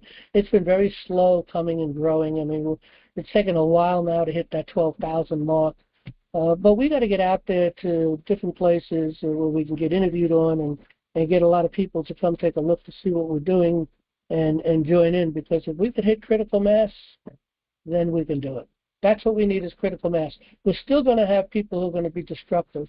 And we can only just tell people and warn people against these people that they want to do it a different way, they want to take it this way, they want to do silly things, and again, the only way to see that is to be educated in the area that you need to be educated to see it. And in this case, the things of what we're teaching here, which ultimately is the law. Our heritage is in the law, and our inheritance is liberty. But if you don't know the law, then you don't even know what your true liberties are, and you don't know how to defend them, and you don't even know when they're violating them. We are so violated. People have no idea how violated we are. If you think you have constitutional rights, which is really unalienable rights protected by the Constitution. If you think you have that, you haven't been in court yet. Therein is the problem. So again, it's getting tough. Well, All right, we're gonna move on in a minute, John, because it's getting late. We've got 3 more people. I'll let you go. I'll yield. Thank you. Okay, thanks, John. Yeah. Okay, let's take our next person. It looks like it's Dawn. You got the mic. What state you from, Dawn? California, Southern California. Dawn from Southern California. You got the mic. Yeah. Hey, I do have a question, but I'm going to make a comment on some of your conversation on supporting Trump. And to be honest with you, I don't vote. And the whole reason I don't vote is because the system is broken. And as good as Trump may look on paper, I would not trust a businessman. I just would not trust the guy. Especially, I'm in California. Like, we have ICE rounding up the Hispanics, and they don't even look at the paperwork, John. Okay? They just throw people into a van, whether or not they think you're Hispanic or possibly Hispanic. And this is what I say, what's going on right now. They're trying to get us conditioned to removing a certain population from a geographical area. And when they're done with the Hispanics, then they'll probably move on to another ethnic group, Asians or something. Like, I just don't trust Trump personally. I would never support him. He's done some good things, but I would never put my eggs in this corrupt basket, ever. Other thing is, he was on Epstein's Island. Okay, so why do you think we're not getting a list of everyone? Because people are still alive. They're still alive. So until all these people are deceased, that list is never going to come out. It's not going to come out. Trump doesn't want to be seen on that list. There's photographs with him with Epstein. Okay, so I don't know. I'd be very cautious on supporting any. Where do you get your news from? Where do you get your news from? Who do you listen to get your news? I don't watch TV. No, I've disconnected. But if you don't, where do you get your news from? Where do you get your information from? I mean, you say that Trump has been to Epstein Island. You said that there's pictures with him. There's pictures of him, John. Hold on. There's pictures of him with. Listen, hold on a minute, okay? There's pictures of him with hundreds, perhaps thousands of people. People come and they want to get a picture taken with him. Yeah, hey, how you doing? So on and so forth. But there's other ways that doesn't mean anything, okay? Pictures, but the pictures are relevant. Hold on. Back up and maybe ask, why do you support Trump so much? Because, like, I'm gonna answer the question, but you have to give me time to speak. You said a lot of things here, and I'd like to talk about them, okay? Because you don't listen to news, so I don't know where you get your information from. The information that you are bringing in, I know where that information comes from. It comes from the fake news, CNN, ABC, NBC, even Fox. Yeah, no, I don't watch any of those news channels. Hold on. I'm trying to respond to you, okay? So what you've done, though, and you don't realize it, you don't go out and vote, you don't do anything to exercise your unalienable right of government by consent, and therefore, so you surrendered that. You gave it up, okay? I haven't surrendered, even though most of the people I've been voting for over the years are criminals, and a lot of them I didn't know they were criminals. That's my problem. Found out. But look at, when you talk about businessmen, he's a businessman, you don't trust it. Our founding fathers were businessmen, okay? George Washington, Jefferson, they were businessmen. Even Benjamin Franklin was a businessman. Look at, that's what our country does not need politicians. We need businessmen who understand business and are able to become statesmen. And I do believe we have Trump that. He's been very consistent. Truth is self-evident. Well, first of all, I know Trump going way back because I come from New York City. And I've always heard about Trump. And I've seen a lot of interviews with him. He's been talking the way he's been talking since he was a young man in his 30s. Okay, maybe even before that, of course, but I'm just saying a rough date. The bottom line is he has been extremely consistent. What he has done in his first administration is amazing. What he has accomplished. As a matter of fact, we have a page on it just listing out all of the accomplishments that he has accomplished in his first administration. Right here, look at Trump's administration accomplishments. Okay. I mean, this list goes on. I don't know if you're on able to see this, because we're sharing the desktop. But this is his last administration. This is all of his accomplishment. He has changed this nation and turned it around. Of course, the last administration sort of brought a lot of it back, but he's back in. He's doing everything he said. He's preventing people from coming through the border. Now, they're trying to get on people's emotions. The people who are against Trump, they're trying to work on people's emotions to go up against him, but they don't no facts, nothing. And what are you going to do, John, when they come for you? When it's you where are you getting these ideas? Because they're just conditioning us to rounding up a certain ethnic, race. Well, look, that again is a lie. It's a melting pot. It's a melting pot. Stop. That again is a lie. He's taken out the people that came into this country illegally. Look, you have millions of people. We don't even know how many. Hold on. It happened, John. Okay, it's not. Okay, look, I had to mute you because you got to allow me to speak here, and you can't interrupt. I'll let you speak. You got to let me speak. Okay. But the bottom line, though, is he is removing people that have come into this country illegally. And there's a lot of criminals. Not all of them are criminals, but there are a lot of criminals. But they don't have the American mindset. They haven't worked to become citizens. And they're not putting themselves in a position to understand and learn who we are as a people. The melting pot that you talk about is being destroyed because these people do not have the Christian values that we have here in the United States.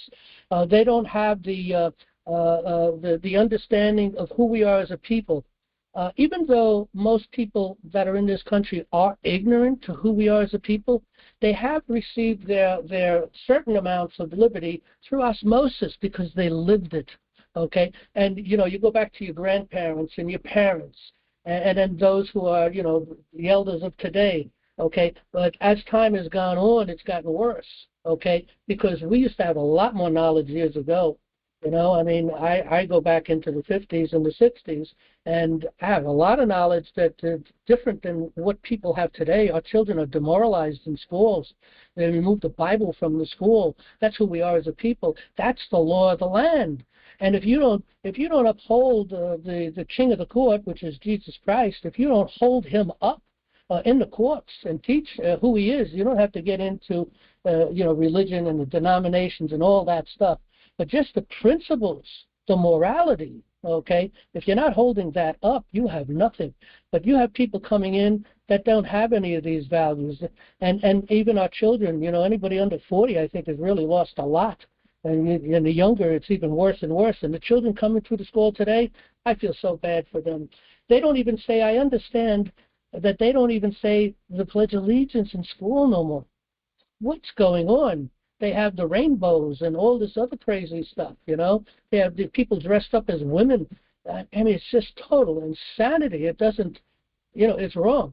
But anyway, from listening to what you're saying, you have to be getting your information somewhere. Where are you getting your information from? That's my question to you.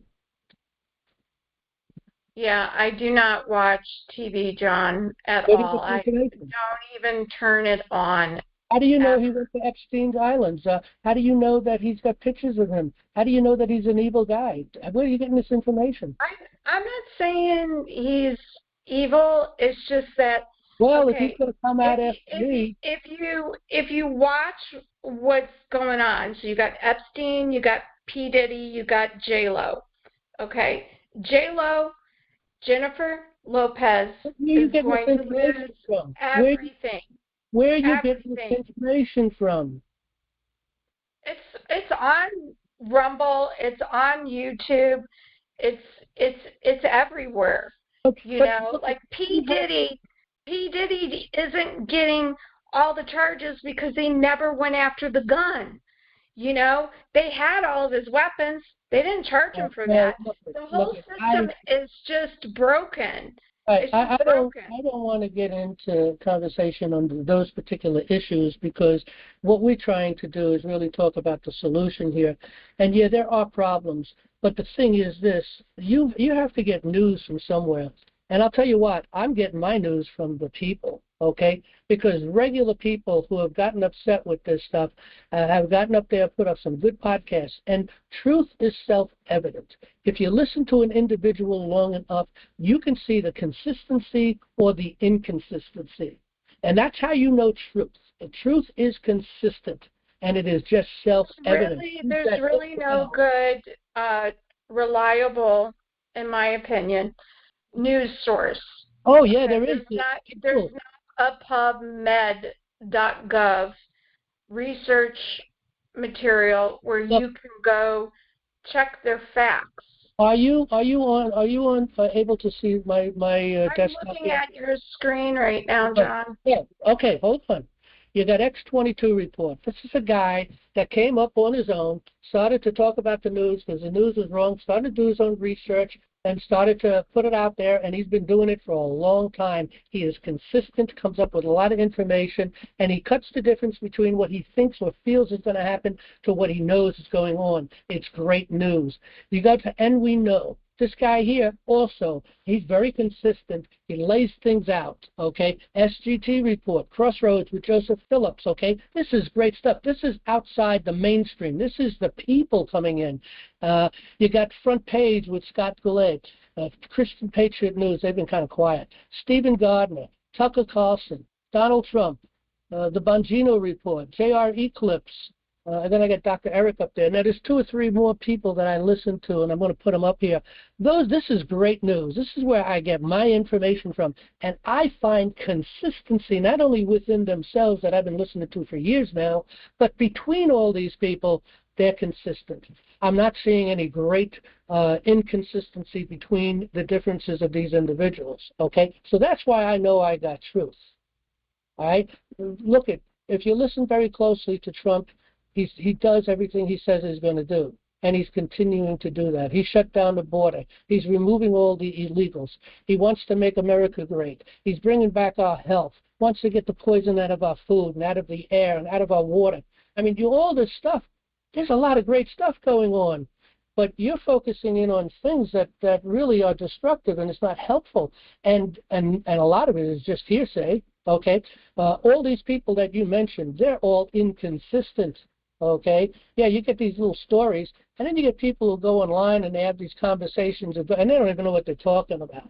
And then they just regurgitate some other thing here, and they complain and complain and complain, and you don't get nothing. No, look, you can go here, start listening to these people, judge for yourself whether that is good news or not. Okay, but a lot of the positions you brought up, this is like you're getting it. Ultimately, it's coming out of the news. You just don't realize it. And they're just regurgitating it in the conversations, and you're picking up on it, and you don't even realize that. That's the problem. Again, look for consistency. All right, I'll give you a final word, but I got 2 other people we got to move on to. If you want to make a final statement, go ahead. Yeah, no, I don't. I just was going to say that about Trump. But the other thing is I've been in court 3 years in a row, okay? And every year, it's the same rigmarole, all right? I know I can represent myself in court. I know I can represent... Right now, that tells me you don't understand how to take care of business in the court, because representing yourself brings you right back into their system. I am in person right here. I'm not representing me. I am me. That's a common law attitude or a common law position that has to be taken when you write your papers.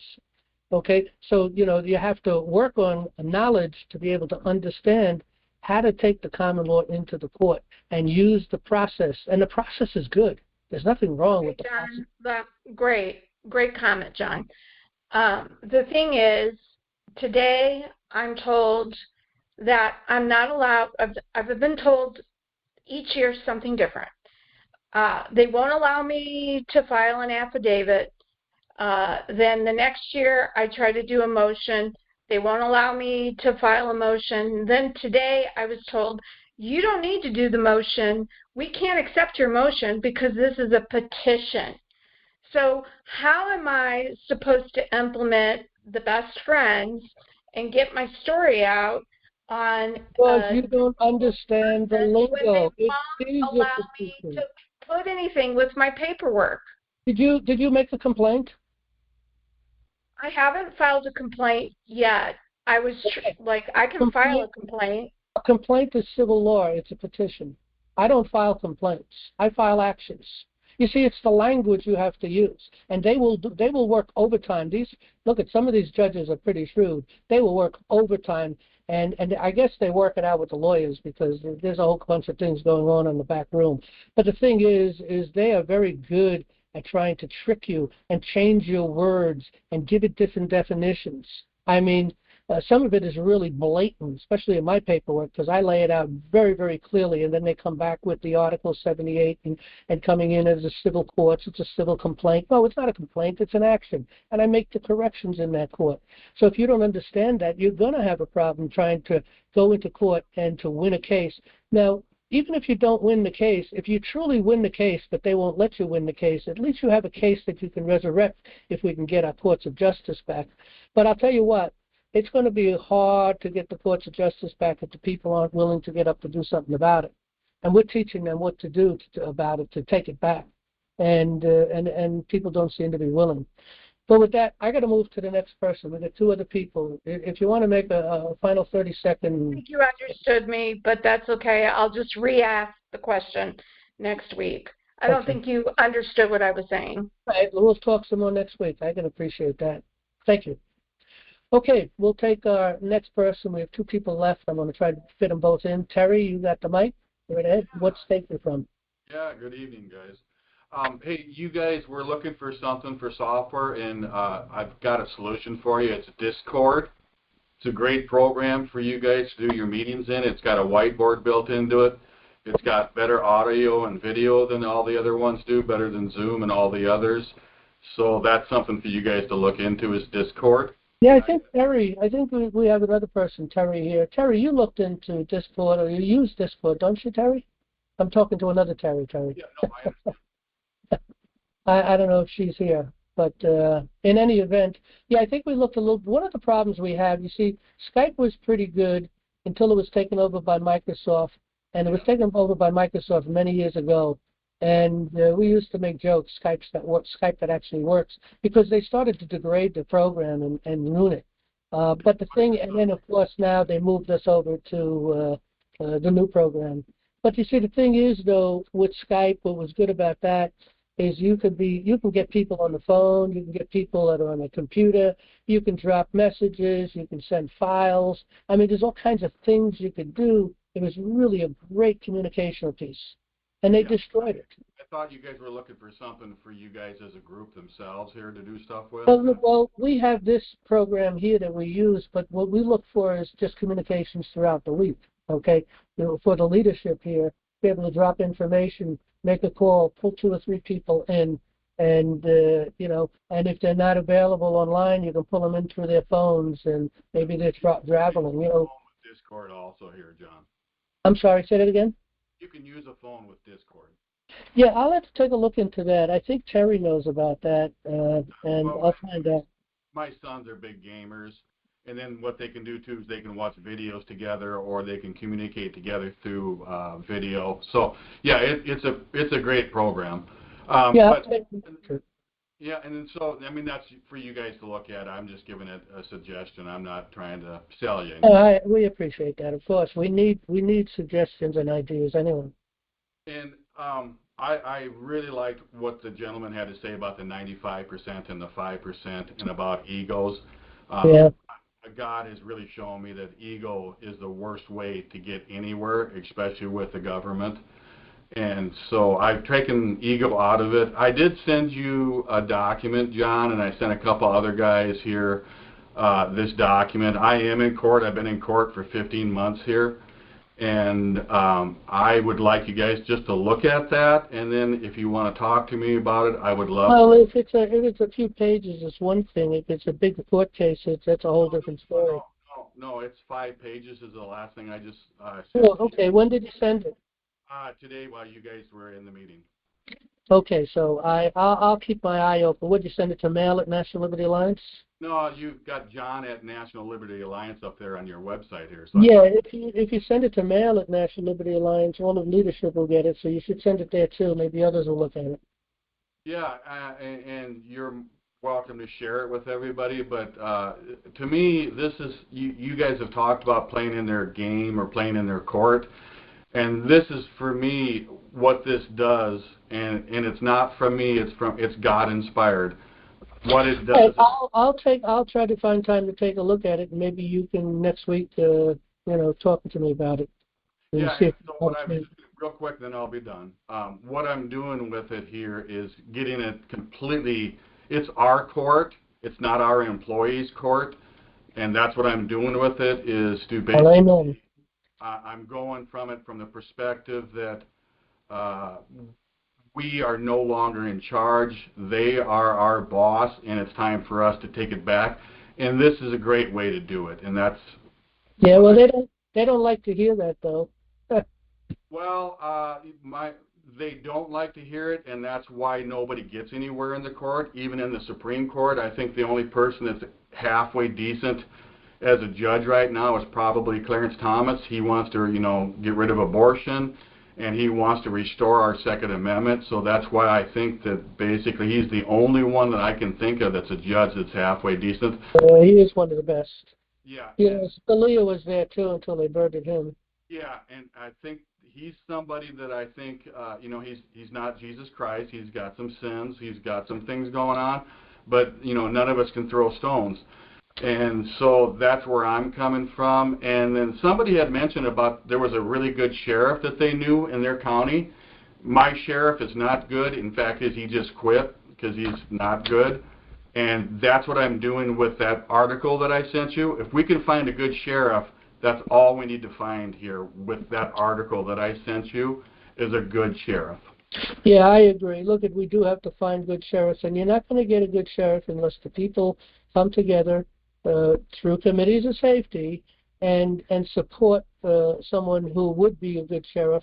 Look, a lot of people could be good sheriffs that may be running for sheriffs, but they're ignorant just like we are or were. I mean, I was ignorant to a lot of these things. I am no more.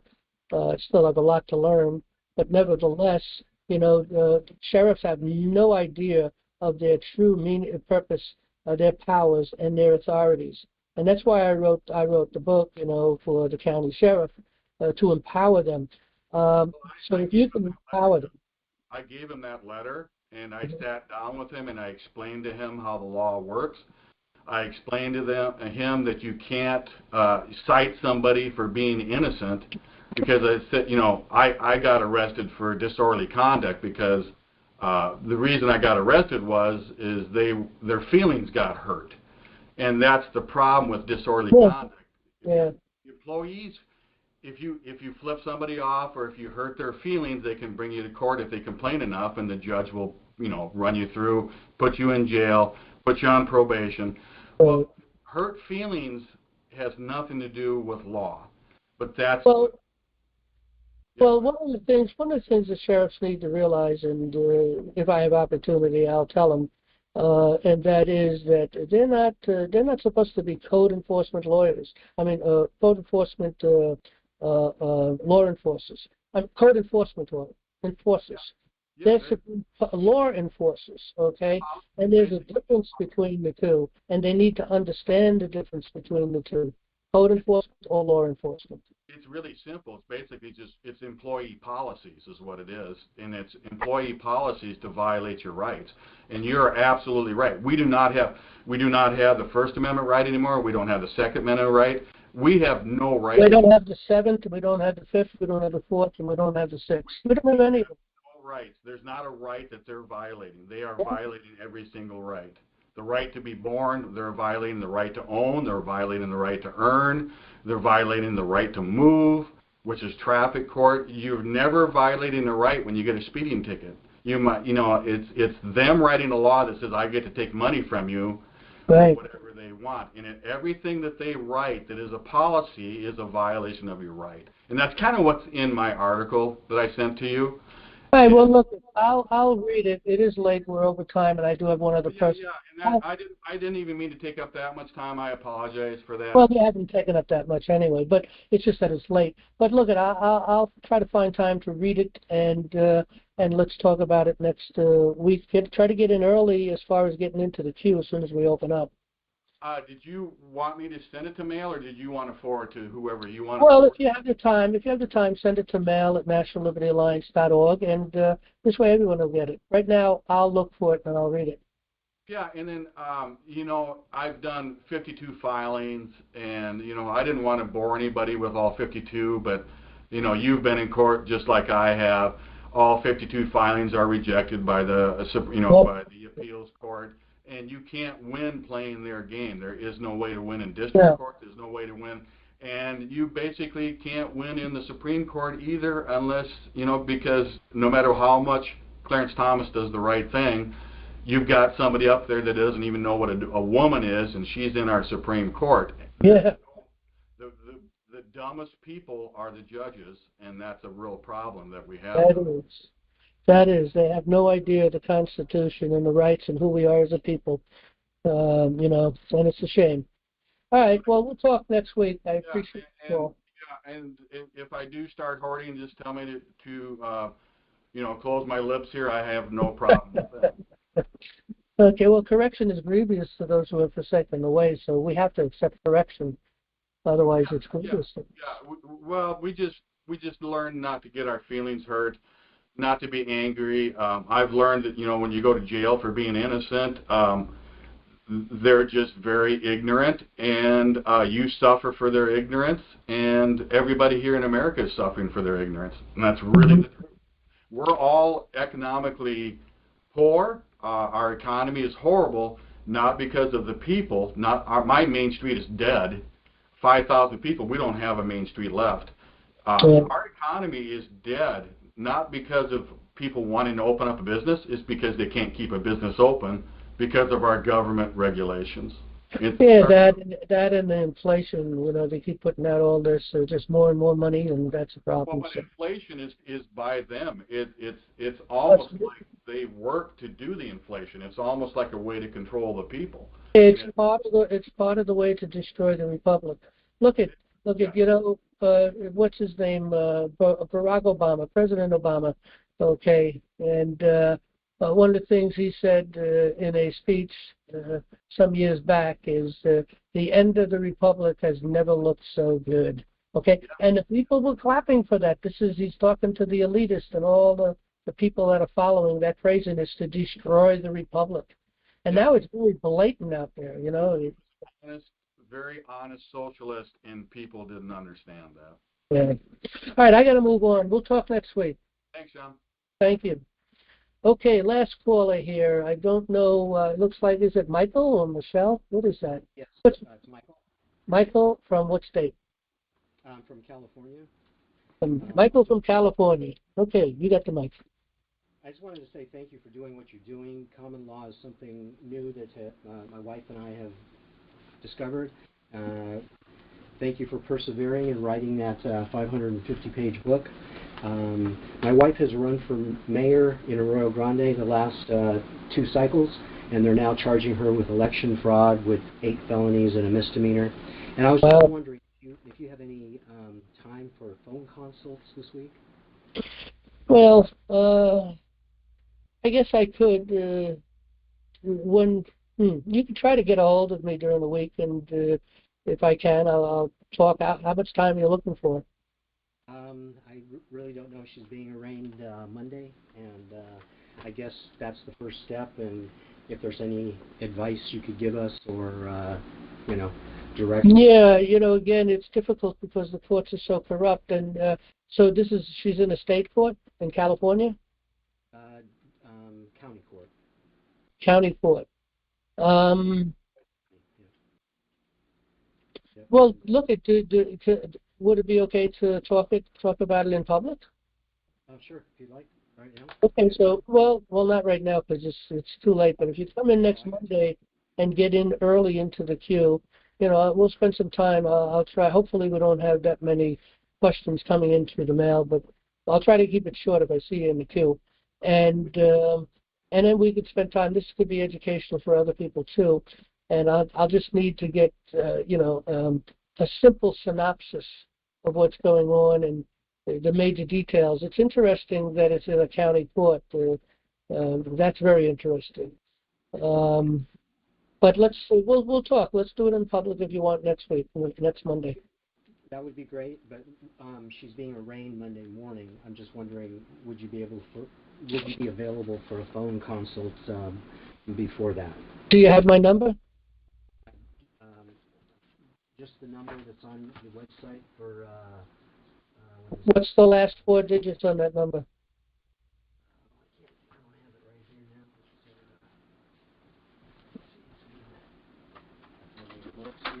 now.